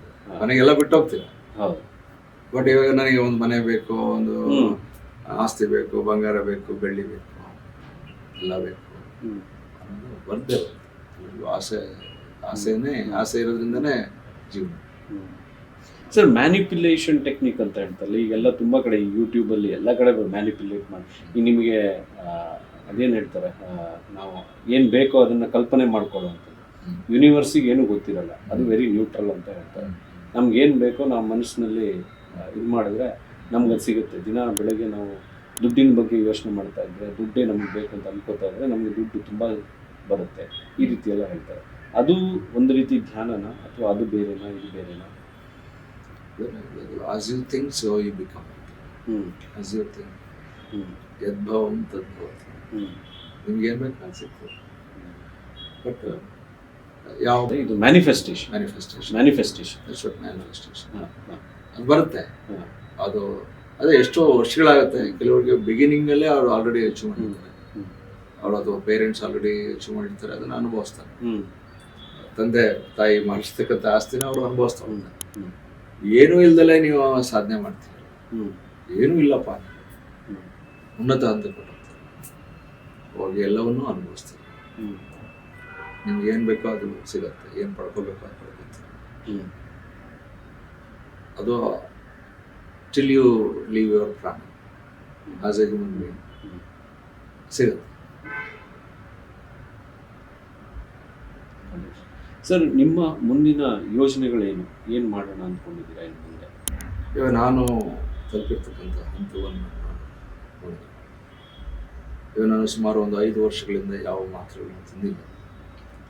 ಬಟ್ ನನಗೆ ಒಂದು ಸ್ವಲ್ಪ ವೆದರು ಸ್ವಲ್ಪ ತುಂಬ ಕೋಲ್ಡ್ ಇದ್ದಾಗ ಕೆಲವಾರು ಮಾತ್ರೆಗಳನ್ನು ತಿಂತೀನಿ. ಮಾಂಟ್ಯಾಕ್ ಕೆಲ್ಸಿ ಅಂತ ತೊಗೊಂಡಾಗ ಸ್ವಲ್ಪ ರಿಲ್ಯಾಕ್ಸ್ ಆಗ್ತಿಲ್ಲ ಅಂದರೆ ಉಸಿರಾಡ ತೊಂದರೆ. ಅದು ಕೆಲವು ಒಳಗಡೆ ಡ್ಯಾಮೇಜ್ ಆಗಿರ್ತಕ್ಕಂಥದ್ದು ನನಗೆ. ಸೊ ನಾನು ಕೂಡ I'll take some tablets which will prevent from the nature. Too much cold, too much pollution, too much allergy ಇದ್ದಾಗ ಅಲರ್ಜಿಗೆ ಕೆಲವಾರು ಮಾತ್ರೆಗಳು. ಇವಾಗ ನಾನೇ ಮಾಡಿದ್ದೀನಿ, I switch on to Ayurvedic. Allopathy ಇದೆ, ಸಿವಿಯರ್ ಕಂಡೀಷನ್ಸ್ ಬೇಕು, ಡಾಕ್ಟರ್ ಇದ್ದಾರೆ, ಆಪರೇಷನ್ಸ್ ಮಾಡ್ತಾರೆ, ಅದೆಲ್ಲ ಬೇಕು. ಆಯುರ್ವೇದಿಕ್ಗೆ ನಾನು ಶಿಫ್ಟ್. ಈಗ ನಿಮ್ಮ ಯೋಗ ಕ್ಲಾಸಲ್ಲಿ ನೀವು ಇನ್ನು ಮುಂದೆ ಯಾವ ರೀತಿ ತರಬೇತಿ ಕೊಡಬೇಕು ಅಂತ ಅಂದ್ಕೊಂಡಿದ್ದೀವಿ? ಈಗ ನನ್ನ ನೆಕ್ಸ್ಟು ನಾನು ಇವಾಗ ಎಲ್ಲ ಕಡೆನೂ ಹೋಗ್ತೀನಿ, ಯಾರು ಕರೀತಾರೋ ಶಾಲಾ ಕಾಲೇಜುಗಳಿಗೆ ಹೋಗಿ ನಾನು ಹೇಳಿ ಹೋಗ್ತೀನಿ. ನಮ್ಮ ಊರಲ್ಲೇ ನಮ್ಮ ತಂದೆ ತಾಯಿ ಹುಟ್ಟಿರ್ತಕ್ಕಂಥ ಊರಿಗೆ ಒಂದು ಏನಾದರೂ ಒಂದು ನಾನು ಇದುವರೆಗೂ ಆಲ್ರೆಡಿ ನನಗೆ 62 ಇಯರ್ಸ್ ಏನಾದರೂ ಒಂದು ಮಾಡಬೇಕು ಅನ್ನೋದು ಮನಸ್ಸಿಗೆ ಬಂದಿದೆ. ಗುರುಗಳನ್ನೂ ಕೂಡ ಕೇಳ್ತಾ ಇದ್ದೆ, ಬನ್ನಿ ಗುರುಗಳೇ ಅವ್ರಿಲ್ಲಪ್ಪ ನೀನು ಸಾಧನೆ ಮಾಡಿ ಭಗವಂತನ ಕೇಳ್ಕೊ ಅಂತ ಹೇಳಿದರು. ಸೊ ಅವ್ರ ಗುರುಗಳನ್ನು ನಾವು ದೈಹಿಕವಾಗಿ ಕಳ್ಕೊಂಡಾಗ ಸುಮಾರು 2019ರಲ್ಲಿ ನಾವು ಪ್ರಾಣವನ್ನು ತ್ಯಜಿಸ್ತಾರೆ. ಇದಾದ ನಂತರ 6 ವರ್ಷಗಳಾಯ್ತು. ನಾನು ಸತತವಾಗಿ 6 ವರ್ಷ ಸಾಧನೆ ಮಾಡಿದೆ. 3 ವರ್ಷದಿಂದ ಆಲ್ರೆಡಿ ಹೇಳ್ಕೊಳ್ಳೋಕೆ ಸ್ಟಾರ್ಟ್ ಮಾಡಿದೆ. ಕೊರೋನಾ ಟೈಮಲ್ಲಿ ಆನ್ಲೈನ್ ಕ್ಲಾಸಸ್ ಸ್ಟಾರ್ಟ್ ಮಾಡಿದೆ. ಬರೀ ಮೆಡಿಟೇಷನ್ ಇರ್ತದೆ ಆನ್ಲೈನ್ ಕ್ಲಾಸ್. ಎಷ್ಟೋರಿಗೆ ಒಳ್ಳೆಯದಾಗಿದೆ, ನನಗೂ ಕೂಡ ಒಳ್ಳೆಯದಾಗಿದೆ. ಇವಾಗ ನನಗೆ 24 hours ಆನಂದ ಪರಮಾನಂದದ ಸ್ಥಿತಿ ಇರ್ತದೆ. blissful state of body. So my brain cells stimulated. Percentage increased. So I'll increase the percentage of brain cell stimulations. ಅದನ್ನು ನಾನು ನೀವು ಹೇಳ್ದಂಗೆ ಅಪ್ ಟು 5% ಕೂಡ ಹಾಗಾಗಿ ಬ್ರೈನ್ ಸೆಲ್ಸು ಡೆಡ್ ಆಗುತ್ತೆ. ಯಾವ ಬ್ರೈನ್ ಸೆಲ್ಸು ಡೆಡ್ ಆಗುತ್ತೆ, we could not able to receive the cosmic energy from the cosmos. ಅವಾಗ ಏನಾಗುತ್ತೆ, ಕಾಯಿಲೆಗಳು ದೇಹಕ್ಕೆ ಬಂದಿದೆ. ಸೊ ಅದನ್ನು ಡೀಪರ್ ಕಾನ್ಷಿಯಸ್ ಲೆವೆಲಲ್ಲಿ ತುರಿಯಾ ಸ್ಥಿತಿ ಹೋದರೆ ಅದನ್ನು ನಿಮಗೆ ಆನಂದ ಪರಮಾನಂದದ ಸ್ಥಿತಿ ದೇಹದ ಕಾಯಿಲೆಗಳು ತನ್ನಟ್ಟಿಗೆ ತಾನೇ ಹೊರಡ್ತವೆ. ಅದಕ್ಕೆ ಧ್ಯಾನಕ್ಕೆ ಅಷ್ಟೊಂದು ಮಹತ್ವ ಇರ್ತಕ್ಕಂಥದ್ದು. ಧ್ಯಾನಕ್ಕೆ ಡೈರೆಕ್ಟು ಹೋಗಬೇಕು ಅಂದರೆ ಅಷ್ಟು ಸುಲಭ ಇಲ್ಲ. ಅದಕ್ಕೆ ಹಠಯೋಗ ಬೇಕು. ಹಠಯೋಗ ಅಂದರೆ ದೈಹಿಕ ಕಾಯಿಲೆಗಳು ಬೇಕಾದಷ್ಟಿದ್ದಾವೆ. ಒಂದೊಂದು ಆರ್ಗನ್ನಿಗೆ ಒಂದೊಂದು ಡಾಕ್ಟ್ರ್ ಇದ್ದಾರೆ. ಕಣ್ಣಿಗೆ ಒಬ್ಬ ಡಾಕ್ಟ್ರು, ಕರೆಕ್ಟಾ? ಸೊ ಬ್ರೈನ್ ಸೆಲ್ಸನ್ನು ಆಪ್ರೇಟ್ ಮಾಡೋಕ್ಕೆ ಒಬ್ಬ ಡಾಕ್ಟ್ರು, ಹಾರ್ಟಿಗೆ ಒಬ್ಬ ಡಾಕ್ಟ್ರು, ಕಿವಿಯಲ್ಲಿ ಏನಾದ್ರು ತೊಂದರೆ ಇದ್ದರೆ ಒಳ್ಳೆ ಸೈನಸ್ ಪ್ರಾಬ್ಲಮ್ಗೆ ಡಾಕ್ಟ್ರು, ಹಲ್ಲಿಗೆ ಪ್ರಾಬ್ಲಮ್ ಡಾಕ್ಟ್ರು, ಹಲ್ಲು ನೋವು, ತಲೆನೋವು, ಬೆನ್ನು, ಕತ್ತು ನೋವು, ಲಂಗ್ಸ್ ಪ್ರಾಬ್ಲಮ್ಸ್ಗಳು, ಮ್ಯಾಸಿವ್ ಹಾರ್ಟ್ ಅಟ್ಯಾಕ್ ಅಂತ ಹೇಳ್ತೀವಿ. Heart, liver, pancreas, kidney, uterus ಲೇಡೀಸ್ಗೆ, ಮತ್ತು ಜೆಂಟ್ಸ್ಗೆ ಬ್ಲ್ಯಾಡರು ಎಕ್ಸ್ಪ್ಯಾಂಡ್ ಆಗಿರ್ತಕ್ಕಂಥದ್ದು, ಕಾಂಟ್ರ್ಯಾಕ್ಟ್ ಮಾಡ್ಕೊಳೋದಿಲ್ಲ. ಲೇಡೀಸ್ ಏನು ಮಾಡ್ತಾರೆ, ಅವರು ಪ್ರೆಗ್ನೆನ್ಸಿ ಆಗಿ ಬೇಬಿ ಡೆಲಿವರಿ ಆದಮೇಲೆ ಯುಟ್ರಸ್ ದೊಡ್ಡದಾಗ್ಬಿಡುತ್ತೆ. ಅದನ್ನು ಚಿಕ್ಕದು ಮಾಡ್ಕೊಳೋದಿಲ್ಲ, ವೆಯ್ಟ್ ಇನ್ಕ್ರೀಸ್ ಆಗ್ಬಿಡುತ್ತೆ. ಅದಕ್ಕೆ ಅವರು ಕೆಲವಾರು ಆಸನಗಳು ಮಾಡಲೇಬೇಕು. ಈಗ before child birth, after child birth, free normal delivery ಆಗಬೇಕು. ನಾವು ಕೆಲವಾರು asana, special asana, just to make this muscles flexible more easily. There is no urgency, smooth delivery. ಆ ಪೇನ್ ತಡ್ಕೊಳಕ್ಕ ಅದಕ್ಕೆ ಆಸನಗಳು ಮಾಡೋದ್ರಿಂದ ಆರಾಮ್ಸೆ. ಈಗ ಹೊಸ ಸಾಧಕರಿಗೆ, ಯುವ ಸಾಧಕರಿಗೆ ಈಗೆಲ್ಲ ಬರ್ತಾ ಇದ್ದಾರೆ ಯೋಗ ಮಾಡೋರಿಗೆ ನೀವು ಏನು ಮಾರ್ಗದರ್ಶನ ಕೊಡ್ತೀರಿ, ಏನು ಹೇಳಕ್ಕೆ ಇಷ್ಟಪಡ್ತೀರಿ? ಸಾಧನೆ ಮಾಡಲೇಬೇಕು. ಫಸ್ಟು ದೈಹಿಕ ಕಾಯಿಲೆಗಳಿಂದ ಹೊರಗಡೆ ಬರಬೇಕು. ಕಾಯಿಲೆಗಳು ಬೆಳಗ್ಗೆ ಎದ್ರೆ ಇದ್ದೇ ಇದೆ. ಮಾನಸಿಕ ಕಾಯಿಲೆಗಳು ಬೇಡ. ದೈಹಿಕ ಕಾಯಿಲೆಗಳನ್ನ ಮಾಡ್ಕೊಳ್ತೀವಿ, ಏನಾದರೂ ಮಾತ್ರೆ ಡಾಕ್ಟರ್ ಹತ್ರ ಹೋಗ್ತೀವಿ, ಇಮಿಡಿಯೇಟ್ ರಿಲೀಫ್ ಸಿಗ್ತದೆ. ಮಾನಸಿಕ ಕಾಯಿಲೆಗಳು ಯಾವ್ಯಾವ? ಡಿಪ್ರೆಷನ್ಸ್ ಬರ್ತದೆ, ಸಿಟ್ಟು, ದ್ವೇಷ, ಅಸೂಯೆ, ಕೋಪ, ಇವನ್ನೆಲ್ಲ ಈಗ ನೀವು ಕಂಡು ಮಾಡ್ತೀರಿ. ದಿನ ಧ್ಯಾನ ಮಾಡಿ ಅಂತ ಅದನ್ನು ಉಪಶಮನ ಮಾಡಬೇಕು. ಅಷ್ಟು ಸುಲಭವಾಗಿ ಅವೆಲ್ಲ ತಣ್ಣಗಾಗಲ್ಲ. ಸಿಟ್ಟು ಒಂದೇ ಬರ್ತದೆ. ಸರ್, ಬೇಕಾದಷ್ಟು ಧ್ಯಾನಗಳಿದೆಯಲ್ಲ, ಈಗ ಒಂದೊಂದು ರೀತಿ ಧ್ಯಾನಗಳನ್ನ ಒಬ್ಬೊಬ್ಬರು ಮಾಡ್ತಾ ಇರ್ತಾರೆ. ಅಂದರೆ ಈ ಧ್ಯಾನ ಕೇಂದ್ರಗಳು ಅಥವಾ ಧ್ಯಾನ ಹೇಳ್ಕೊಡುವಂಥ ಗುರುಗಳು, ಧ್ಯಾನ ಹೇಳ್ಕೊಡುವಂಥ ಸಂಸ್ಥೆಗಳು ಬೇರೆ ಬೇರೆ ಇದೆ. ಅವರೆಲ್ಲ ಬೇರೆ ಬೇರೆ ಥರದಲ್ಲಿ ಹೇಳ್ಕೊಡ್ತಾರೆ. ಕೆಲವರು ಹೇಳ್ತಾರೆ ಧ್ಯಾನ ಅಂದರೆ ನಾವು ಫೋಕಸ್ ಮಾಡಬೇಕು. ಇನ್ನು ಕೆಲವರು ಹೇಳ್ತಾರೆ ಧ್ಯಾನ ಅಂದರೆ ನಾವು ಫೋಕಸ್ ಮಾಡೋದು ಬೇಕಾಗಿಲ್ಲ, ಮನಸ್ಸು ನ್ಯಾಚುರಲ್ ಆಗಿ, ನೀವು ಹೇಳಿದ್ರಿ ಇದನ್ನು, ನಿಮ್ಮ ಯಾವುದೇ ಒತ್ತಡ ಇಲ್ಲದೆ ಮನಸ್ಸು ಖುಷಿಯಾಗಿ ಭಗವಂತನ ಕಡೆ ಹೋಗುವಂಥ ಒಂದು ಸಾಧನೆ ಧ್ಯಾನ ಅಂತ. ಅದಕ್ಕೆ ವೆಹಿಕಲ್ ಆಗಿರುತ್ತೆ ಧ್ಯಾನ. ಯಾವ ರೀತಿ ಧ್ಯಾನ ಮಾಡಿದ್ರೆ ಒಳ್ಳೆಯದು, ಅಥವಾ ಈ ಎಲ್ಲ ಧ್ಯಾನನೂ ಒಂದೇ? ಎಲ್ಲ ಧ್ಯಾನ ಸುಮ್ಮನೆ ನಾವು ಹೆಸರಿಟ್ಕೊಂಡಿದ್ದೀವಿ ಅಷ್ಟೇ. ಡಿಫ್ರೆಂಟ್ ನಂದು ಆ ಧ್ಯಾನ, ಈ ಧ್ಯಾನ, ಈ ಯೋಗ, ಆ ಯೋಗ ಅಂತ ಡಿಫ್ರೆಂಟಾಗಿ ಹೇಳ್ತಾರೆ ಅಷ್ಟೇ. ನಿಮ್ಮ ದೇಹ ಎಲ್ಲ ಒಂದೇ. ನಿಮಗೆ ಟ್ರೈನಿಂಗ್ ಕೊಡೋರು ಡಿಫ್ರೆಂಟ್ ಅಷ್ಟೇ. ಟ್ರೈನಿಂಗ್ ಕೊಡೋರು ಅವರು ಯಾವ ಥರ ಟ್ರೈನಿಂಗ್ ತೊಗೊಂಡಿದ್ದಾರೆ, ಅವ್ರ ಗುರುಗಳು ಯಾರು ಅನ್ನೋದ್ರ ಮೇಲೆ ಅಂತ ಗೊತ್ತಾಗುತ್ತೆ. ಮನೆಗೆ ಇಷ್ಟೇ ಇರೋದು. ನೇಚರ್ ಇದೆ, ಪಂಚೇಂದ್ರಿಯಗಳಿವೆ, ಪಂಚಭೂತಗಳಿವೆ, ನವರಂಧ್ರಗಳಿವೆ. ನವರಂಧ್ರಗಳಿಂದ ನಾವು ನಮ್ಮ ಕಲ್ಮಶವನ್ನು ತೆಗಿತೀವಿ. ಪಂಚೇಂದ್ರಿಯಗಳಿಂದ ನಿಮಗೆ ಇನ್ಫಾರ್ಮೇಷನ್ ಸಿಗುತ್ತೆ. ಅದು ಕಣ್ಣಿಂದ ನೋಡ್ತೀರಿ, ಕೇಳಿಸ್ಕೊತೀರಿ, ಸ್ಮೆಲ್ ಮಾಡ್ತೀರಿ, ಟೇಸ್ಟ್ ಮಾಡ್ತೀರಿ, ಟಚ್ ಮಾಡ್ತೀರಿ. ಪಂಚೇಂದ್ರಿಯ ಇದಕ್ಕೆ ನಿಮ್ಮದು ಕಲ್ಮಶ ಹೋಗ್ತದೆ. ನೀವು ಒಳ್ಳೇದು ಹಾಕಿದರೆ ಒಳ್ಳೇದು ಬರ್ತದೆ, ಕೆಟ್ಟದ್ದು ಹಾಕಿದರೆ ಕೆಟ್ಟದ್ದು. ಬೀಜ ಯಾವ್ದು ಬೀಜ ಹಾಕ್ತೀವಿ? ದ್ವೇಷದ ಬೀಜ ಹಾಕಿದರೆ ದ್ವೇಷ ಬರ್ತದೆ. ಪ್ರೀತಿಯ ಬೀಜ ಹಾಕಿದರೆ ಪ್ರೀತಿ. ಭಗವಂತನ ಪ್ರೀತಿ ಏನು, ಮನುಷ್ಯನ ಪ್ರೀತಿ ಏನು? ಭಗವಂತನ ದ್ವೇಷ ಏನು ಇದೆಯಾ? ಪಂಚಭೂತಗಳಿಗೆ ದ್ವೇಷ ಇದೆಯಾ? ಬಟ್ ನೇಚರು ಯಾರನ್ನು ಬಿಡಲ್ಲ, ಎತ್ಕೊಂಡು ಹೋಗುತ್ತೆ. ಒಂದು ಪ್ರವಾಹ ಬಂದರೆ ಯಾರನ್ನು ಕೆಳಗೆ ಹೊತ್ಕೊಂಡು ಹೋಗುತ್ತೆ. ಮಳೆ ಬಂದರೆ ಮರ ಬೀಳುತ್ತೆ, ಮರ ಕೆಳಗೆ ಯಾರೋ ಇರ್ತಾರೆ, ಹೊರಟು ಹೋಗುತ್ತೆ. Is a nature. ಯಾರನ್ನೂ ಬಿಡಲ್ಲ. ನಾನು ಗುರು ಅಂತ ಹೇಳ್ಬೋದು, ಯಾರನ್ನೂ ಬಿಡಲ್ಲ. ಗುರುನ ಸೇರಿಸ್ಕೊಂಡು ಹೊಡ್ಕೊಂಡು ಹೋಗ್ತಾರೆ. ಕರೆಕ್ಟ್. ಹಾಗೆ ಬೆಳಿಗ್ಗೆ ನೋಡ್ತೀವಿ ನಾವು. ಒಂದು ಆಕ್ಸಿಡೆಂಟ್ ಆದರೆ, ಬಸ್ಸಿಗೆ ಆಕ್ಸಿಡೆಂಟ್ ಆಯಿತು, ಬೆಂಕಿ ಹತ್ಕೊಂಡು ಹೊಡಿತು, ಲಾರಿ ಹೋಗಿ ಹೊಡಿತು. ನಿದ್ರೆ ಮಾಡ್ತಾ ಇದ್ದ, ಮಾಡಿದೆ. ಯಾಕಾಯ್ತು? ಭಾರಿ ಎಚ್ಚರದಿಂದ ಇರಬೇಕಲ್ಲ ರಾತ್ರಿ ಹೊತ್ತು ಡ್ರೈವ್ ಮಾಡ್ತಾರೆ. ಯಾಕಂದರೆ ಇದ್ರಿಗೆ ಕಣ್ಣಿಗೆ ಕಾಣಿಸಲ್ಲ ಸರಿ. ಬೆಳಿಗ್ಗೆ ಹೊತ್ತು ಡ್ರೈವ್ ಮಾಡೋದು ಒಳ್ಳೆಯದಲ್ಲ. ಯಾಕೆ? ಸೂರ್ಯ ಮೇಲೆ ಬಂದಿರೋದ್ರಿಂದ ಎಲ್ಲ ನೀಟಾಗಿ ಕಾಣಿಸ್ತಾ ಇದೆ. ರಾತ್ರಿ ಹೊತ್ತು ಡ್ರೈವ್ ಮಾಡೋದು ಅವಶ್ಯಕತೆ ಇದೆಯಾ? ಬೇರೆದು ಬಿಟ್ಬಿಡಿ. ಟ್ರಾನ್ಸ್ಪೋರ್ಟೇಷನ್ ರಾತ್ರಿ ನಡೀತಾ ಇರ್ತದೆ. ನಾವು ಮಾಡೋ ಅವಶ್ಯಕತೆ ಇಲ್ಲ. ಅಂದರೆ ನೀವು ಹೇಳ್ತಾರ ನಾವು ಬಯೋಲಾಜಿಕಲ್ ಸೈಕಲ್ಗೆ ಸರಿಯಾಗಿ ನಾವು ಇರಬೇಕು. ಮಲ್ಕೋಡು ಆದಷ್ಟು 7 ಗಂಟೆ ಒಳಗಡೆ ನೀವು ಒಂದು ಕಡೆ ಡೆಸ್ಟಿನಿ ರೀಚ್ ಆಗ್ಬಿಡಿ. ಸೂರ್ಯ ಹುಟ್ಟೋಕ್ಕಿಂತ ಮುಂಚೆನೇ ರೀಚ್ ಆಗ್ಬಿಡಿ. ಕಣ್ಣಿಗೆ ಕಾಣಿಸ್ಬೇಕು, ದೃಷ್ಟಿಯೆಲ್ಲ ನೀಟಾಗಿ. ಅಷ್ಟರೊಳಗೆ ನೀವು ರೀಚ್ ಆಗಿ ಮಲ್ಕೊಳ್ಳಿ. ಮಲ್ಕೊಂಡಿದ್ದು ನೆಕ್ಸ್ಟ್ ಜರ್ನಿ ಮಾಡಿ, ಪ್ಲ್ಯಾನ್ ಮಾಡಿ. ಚಂದ್ರಶೇಖರ್ ಸರ್ ಏನು ಹೇಳ್ತಾ ಇದ್ದಾರೆ ಅಂದರೆ, ದಿನವೂ ತಪ್ಪದೇನೆ ಯೋಗ ಮತ್ತು ಧ್ಯಾನವನ್ನು ಅಭ್ಯಾಸ ಮಾಡಿ. ನಮ್ಮ ಬಯೋಲಾಜಿಕಲ್ ಸೈಕಲ್, ದೇವರು ಕೊಟ್ಟಿರುವಂತಹ ನಮ್ಮ ನೈಸರ್ಗಿಕವಾದ ಏನು ಕ್ರಿಯೆಗಳಿದೆ, ರಾತ್ರಿ ಮಲ್ಕೊಳ್ಳೋದು, ಬೆಳಗ್ಗೆ ಸೂರ್ಯೋದಯಕ್ಕಿಂತ ಮುಂಚೆ ಹೇಳೋದು, ಇದನ್ನು ಅಭ್ಯಾಸ ಮಾಡಿ. 2ನೇದು. 3ನೇದು, ನಿರಂತರವಾಗಿ ಮಾಡ್ತಾ ಇರಿ, ಯಾವುದು ಬಿಡಬೇಡಿ. ಗುರುವಿನ ಮಾರ್ಗದರ್ಶನದಲ್ಲಿ ನೀವು ಧ್ಯಾನವನ್ನು ಮಾಡಿ. ಹಾಗೆ ಯೋಗ, ಹಠಯೋಗ ಇವೆಲ್ಲ ಮಾಡಿ. ಹಠಯೋಗ ಅಂದರೆ ಏನೋ ಒಂದು ಇದು ಕಷ್ಟ ಅಂತ ಆ ರೀತಿ ಏನೂ ತಿಳ್ಕೊಬೇಡಿ. ಮೊದಲು ಯೋಗದಿಂದ ಪ್ರಾರಂಭ ಮಾಡಿ, ಆಮೇಲೆ ಹಠಯೋಗ ಏನು ಅನ್ನೋದು ಗೊತ್ತಾಗ್ತದೆ. ಅದೇ ರೀತಿ ನೀವು ಹೇಳಿರೋ ಪ್ರಕಾರ ಈ ಅಷ್ಟಾಂಗ ಯೋಗ ಇರ್ಬೋದು, ಅಥವಾ ರಾಜಯೋಗ, ಉನ್ನತ ರಾಜಯೋಗ ಎಲ್ಲ ಈ ರೀತಿ ನೀವು ಶುರು ಮಾಡೋದು ಇಂಪಾರ್ಟೆಂಟ್.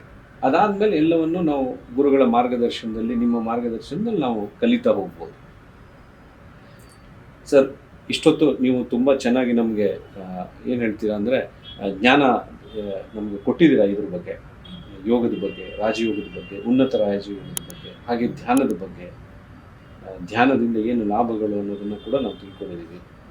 ಅಷ್ಟೇ ಅಲ್ಲ, ನೀವು ಸಂಸಾರದಲ್ಲಿ ಇದ್ದುಕೊಂಡು ಕೂಡ ಎಲ್ಲ ಬೇರೆ ಕೆಲಸಗಳನ್ನ ಮಾಡಿಕೊಂಡು ನಾವು ಧ್ಯಾನ, ಯೋಗ ಹೀಗೆ ಇದನ್ನು ಹೇಗೆ ಮಾಡ್ಬೋದು, ಎಲ್ಲಿಂದ ಪ್ರಾರಂಭ ಮಾಡ್ಬೋದು, ಏನು ಇದನ್ನೆಲ್ಲ ಹೇಳಿದ್ದೀರಾ. ನಿಮ್ಮನ್ನ ಹತ್ರ ಯಾರು ಹುಡ್ಕೊಂಡು ಬಂದರೆ ಅವರಿಗೆ ನೀವು ಸಹಾಯವನ್ನು ಕೂಡ ಮಾಡ್ತೀನಿ ಅಂತ ಹೇಳಿದ್ದೀರಾ, ಯೋಗನ ಕಲಿಸ್ಕೊಡ್ತೀನಿ ಅಂತ ಹೇಳಿದ್ದೀರಾ. ಧನ್ಯವಾದ. ನಮ್ಮ ಕಾರ್ಯಕ್ರಮಕ್ಕೆ ಬಂದು ಇಷ್ಟೊತ್ತು ನೀವು ನಮ್ಮ ಜೊತೆ ಕೂತು ಮಾತಾಡಿದ್ದಕ್ಕೆ ಥ್ಯಾಂಕ್ ಯು ವೆರಿ ಮಚ್. ನಮಗೆ ಕೂಡ ನಿಮಗೆ ಧನ್ಯವಾದಗಳು ಹೇಳ್ತೀನಿ. ಇಷ್ಟೊತ್ತು ನಿಮ್ಮ ಜೊತೆ ಮಾತಾಡಿದ್ದು, ಕ್ವಶನ್ಸ್ ಕೇಳಿದ್ದು, ನಿಮಗೆ ಬೇಕಾದಷ್ಟು ಡೆಪ್ತಲ್ಲಿ, ಇದು ಸುಮ್ಮನೆ ಮಾತಾಡಿದ್ದಷ್ಟೇ. ಹೌದು. ನಮ್ಮ ಕ್ಲಾಸಿಗೆ ಬಂದಾಗ ಆಸನಗಳನ್ನು ಮಾಡಬೇಕು, ನೀವು ಕೂಡ ಬರಬೇಕು. ಖಂಡಿತ. ಆಸನಗಳು ಮಾಡಿ, ಅನೇಕ ಥರದ ಆಸನಗಳಿದ್ದಾವೆ, ಮಾಡಿ ಪ್ರಾಣಾಯಾಮ ಮಾಡಿ, ಕುಂಭಕನೂ ಕೂಡ ಕುಂಭಕ ಅಂತಂದರೆ ಗಾಳಿನ ಹೊರಗಡೆ ಬಿಟ್ಟು ಗಾಳಿ ಇಲ್ದಂಗೆ ಇರ್ತಕ್ಕಂಥದ್ದು. ಕೊನೆ ಹಂತದಲ್ಲಿ ಹೇಳ್ತಕ್ಕಂಥದ್ದು ಊಟ ಇಲ್ದಲೇ ಬದುಕೋದು ಕಲ್ತ್ಕೋಬೇಕು, ನೀರು ಇಲ್ದಲೇ ಬದುಕೋದು ಕಲ್ತ್ಕೋಬೇಕು, ಕೊನೆಗೆ ಗಾಳಿ ಇಲ್ದಲೂ ಕೂಡ ಬದುಕೋದು ಕಲ್ತ್ಕೋಬೇಕು. ಇದೊಂದು ಪ್ರಶ್ನೆ ಕೇಳಬೇಕು ಅಂದ್ಕೊಂಡಿದ್ದೆ ನಾನು. ಈ ಪ್ರಾಣಾಯಾಮ ಕುಂಭಕ ಇದ್ರ ಬಗ್ಗೆ ನಾವು ಹೆಚ್ಚು ಮಾತಾಡಿಲ್ಲ. ನೀವು ಹೇಳ್ಬೇಕು, ಈಗ ಹೇಳಿದ್ರಿ ಕುಂಭಕ. ಇಲ್ಲಿ ಬರ್ತೀನಿ ನೋಡಿ ಮತ್ತೆ. ಸೊ ಇವಾಗ ನೀವು ಒಂದು ನಿಮಿಷಕ್ಕೆ ಎಷ್ಟು ಸತಿ ಗಾಳಿ ತೊಗೊಳ್ತೀರಾ, ಗಾಳಿ ಬಿಡ್ತೀರಾ ಅನ್ನೋದ್ರ ಮೇಲೆ ನಿಮ್ಮ ಆಯುಷ್ಯ ಇನ್ಕ್ರೀಸ್ ಆಗುತ್ತೆ. ಇವಾಗ ನಿಮಗೆ ಗಾಳಿನ ಹೊರಗಡೆ ಬಿಟ್ಟು, ಗಾಳಿ ಹೊರಗಡೆ ಕಂಪ್ಲೀಟಾಗಿ ಹೊರಗಡೆ ಬಿಟ್ಟು, ಹೊಟ್ಟೆ ಒಳಗಡೆ ಹೇಳ್ಕೊಂಡು ಕೌಂಟ್ ಮಾಡ್ತಾ ಬನ್ನಿ. 10 ಕೌಂಟು, 20 ಕೌಂಟು, 30 ಕೌಂಟು, 15 ಸೆಕೆಂಡ್ಸ್ಗಳು, 30 ಸೆಕೆಂಡ್ಸ್ಗಳು, 1 ನಿಮಿಷ. ಹಾಗೇ ಇದ್ರೆ ಏನಾಗ್ತದೆ? ಗಾಳಿ ತೊಗೊಂಡಿಲ್ಲ ಅಂದ್ರೆ ಏನಾಗ್ತದೆ? ಸ್ವಲ್ಪ ಹೊತ್ತು ಆರಾಮಾಗಿರ್ಬೋದು, ಅದಾದ್ಮೇಲೆ ಗಾಳಿ ತಗೋಬೇಕು ಅಂತ ಅನ್ಸುತ್ತೆ. ತೊಗೊಂಡಿಲ್ಲ ಅಂದ್ರೆ ಮೇಲೆ ಹೋಗ್ತೀವಿ, ಬಟ್ ಪ್ರಾಣ ಹೋಗಲ್ಲ ಅಷ್ಟೇ. ಸೊ ಅದನ್ನ ನೀವು ಅಭ್ಯಾಸ ಮಾಡ್ತೀವಿ. ಗಾಳಿನ ಹೊರಗಡೆ ಬಿಟ್ಟು ಹಾಗೆ ಇರಬೇಕು. ಕೆಲವಾರು ಕೌಂಟ್ಸ್ಗಳು ಕುಂಭಕ, ಅನುಲೋಮ ವಿಲೋಮ. ಗಾಳಿ ತಗೊಳೋದು, ಗಾಳಿ ಬಿಡೋದು, ಗಾಳಿ ತಗೊಳೋದು, ಹಾಗೆ ಬಿಡೋದು, ಗಾಳಿ ತಗೊಳೋದು, ಗಾಳಿ ಬಿಡೋದು, ಗಾಳಿ ತಗೊಳೋದು ಬಿಟ್ಬಿಟ್ಟು ಹಾಗೆ ಇರಬೇಕು. ಕುಂಭಕ ಮಾಡಿದಾಗ ಗಾಳಿ ಯಾವಾಗ ಸಿಗಲ್ಲ, ಲಂಗ್ಸಿಗೆ ಯಾವಾಗ ಸಿಗಲ್ಲ, ಆವಾಗ ಬ್ರೈನ್ ಸೆಲ್ಸು ಸ್ಟಾರ್ಟ್ ಮಾಡುತ್ತೆ. It find its way to find the oxygen in the brain. ಆವಾಗ ಬ್ರೈನ್ ಸೆಲ್ಸ್ ಸ್ಟಿಮ್ಯುಲೇಟ್ ಆಗುತ್ತೆ. ಪ್ರಾಣ ಅಷ್ಟು ಬೇಗ ಹೋಗುತ್ತೆ. So it will find the oxygen in the brain cells. ಆವಾಗ ಬ್ರೈನ್ ಸೆಲ್ಸ್ ಸ್ಟಿಮ್ಯುಲೇಟ್ ಆಗುತ್ತೆ. ಅದಕ್ಕೆ ಕೆಲವರು ಸ್ಪೆಷಲ್ ಆಸನಗಳಿದಾವೆ. ಅದಕ್ಕೆ ವಿಪರೀತ ಕರಣಿ, ಸರ್ವಾಂಗಾಸನ, ಹಲಾಸನ, ಸೂಕ್ತ ವಜ್ರಾಸನ, ಇನ್ನು ಕಾಂಪ್ಲೆಕ್ಸ್ ಆಸನ. ಶುದ್ಧೀಕರಣ ಮಾಡ್ತದೆ, ಡೈಜೆಸ್ಟಿವ್ ಸಿಸ್ಟಮ್ನ ಕಂಪ್ಲೀಟಾಗಿ ಕ್ಲೀನ್ ಮಾಡ್ತದೆ. ಎಷ್ಟು ಜನಕ್ಕೆ ನಾವು ಊಟ ಮಾಡಿದ್ಮೇಲೆ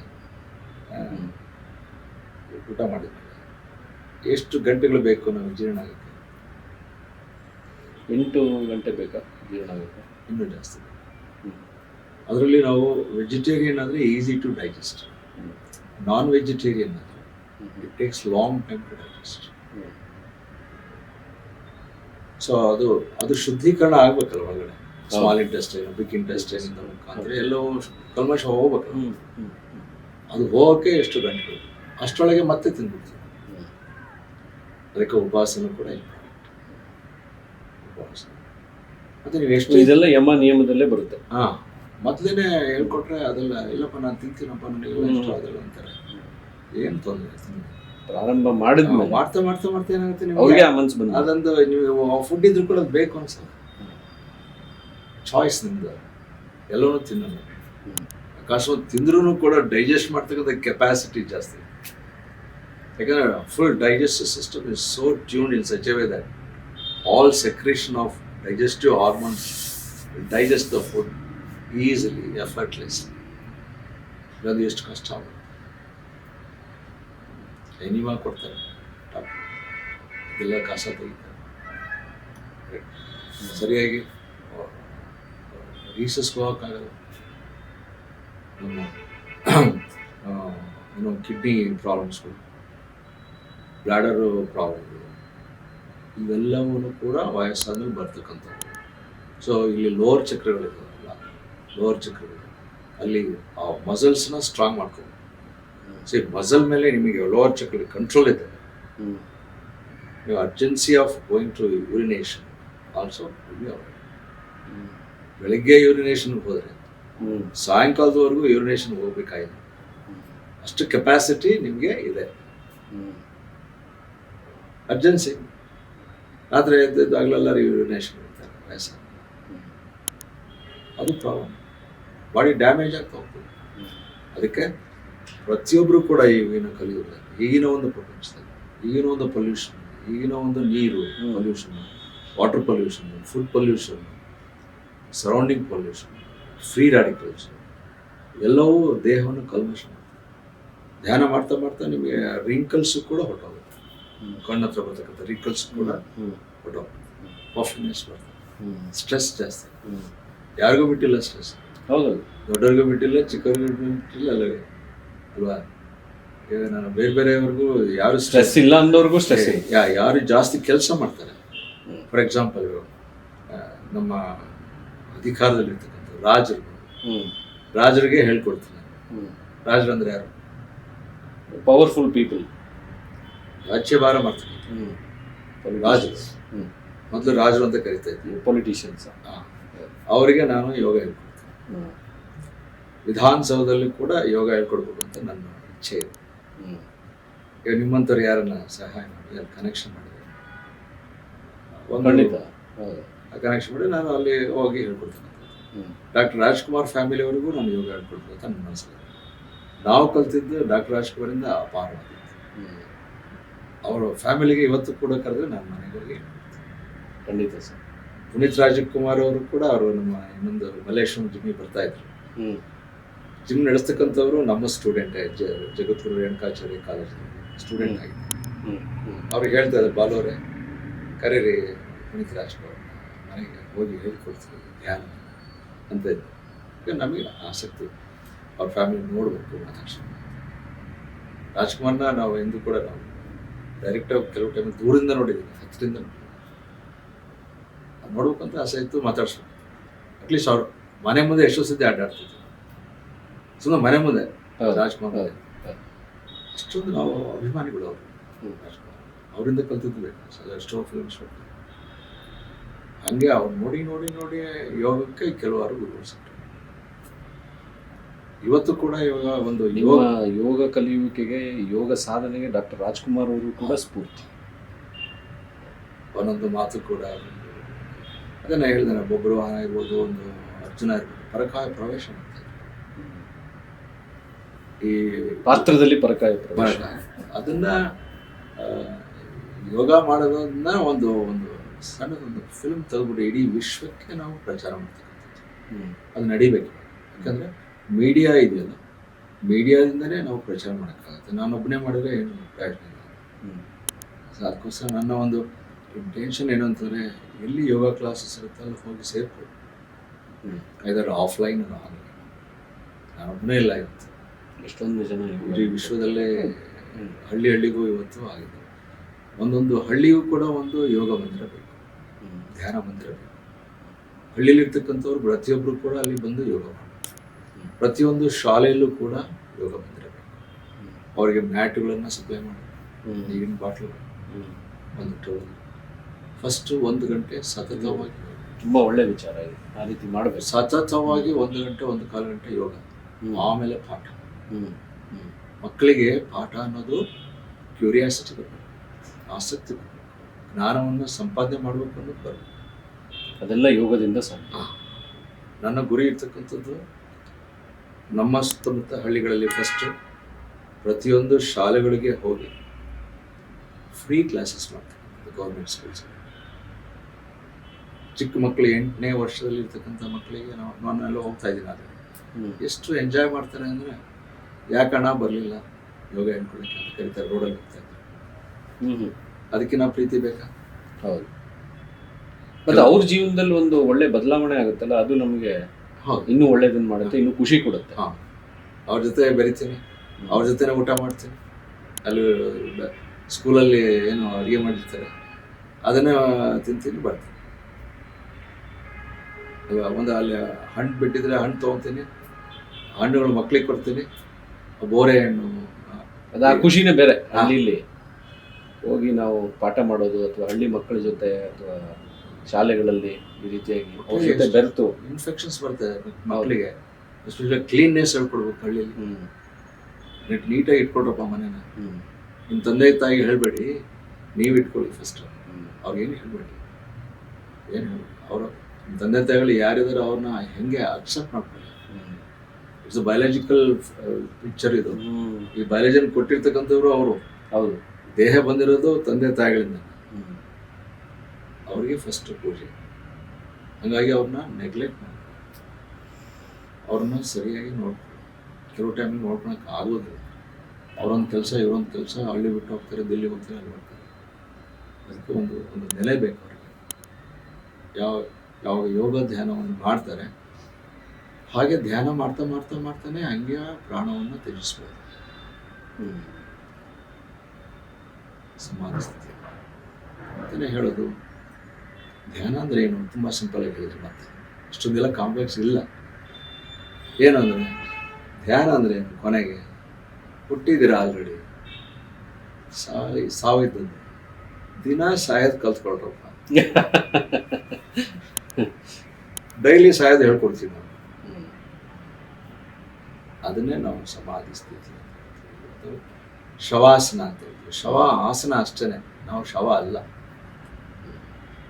ಶವದ ಥರ ನಾವು ಆ್ಯಕ್ಟಿಂಗ್ ಮಾಡ್ತೀವಿ. ಶವದ ಸ್ಥಿತಿಗೆ ಹೋಗ್ತೀವಿ, ಅಂದರೆ ಸಾವಿನ ಬಾಗಿಲನ್ನು ತಟ್ಟಿ ತಟ್ಟಿ ತಟ್ಟಿ ಬರ್ತೀವಿ. ಭಾವಾತೀತವಾದಂತಹ ಒಂದು ಸ್ಥಿತಿ. ಸಾವಿನ ಬಾಗಿಲನ್ನು ತಟ್ಟಿ ತಟ್ಟಿ ತಟ್ಟಿ ಬರ್ತೀವಿ ಡೈಲಿ. ಯಾವಾಗ ನಾವು ತಕ್ಕೊಳ್ಳಿ ನೋಡಿ ನೋಡಿ ನೋಡಿ, ಇಲ್ಲ ನಾನು ಬರಲ್ಲ, ಆಯ್ತು ಇರು. ಈಗ ಉದ್ದೇಶ ಬೇಕಲ್ವಾ, ಪರ್ಪಸ್ ಬೇಕಲ್ಲ ಇಲ್ಲಿ ಇರೋಕ್ಕೆ. ನಾನು ಎಷ್ಟೋ ಜನ ಅಯ್ಯೋ ಸಾಕಾಗಿದೆಯಪ್ಪ, ಹೋದ್ರೆ ಸಾಕಪ್ಪ ಅಂತಾನೆ. ಅಲ್ಲ ರೀ, ಇಲ್ಲಿ ಇಡೀ ಭೂಮಂಡಲದಲ್ಲಿ ಎಷ್ಟೊಂದು ಸೌಕರ್ಯಗಳಿದಾವೆ, ಅದೆಲ್ಲ ಬಿಟ್ಟು ಯಾಕೆ ಹೋಗ್ತೀರಿ? ಎಲ್ಲಿ ಹೋಗ್ತೀರಿ? ಕಾಣದ ಲೋಕಕ್ಕೆ ಎಲ್ಲಿ ಹೋಗ್ತೀರಾ? ಅದಿದ್ದದ್ದೇ ಹೋಗೋದು ಕೊನೆಗೆ. ಇರಿ, ದೇಹ ಬಂದಿದೆಯಲ್ಲ, ಮಿನಿಮಮ್ ಒಂದು 100 years ಇರಿ.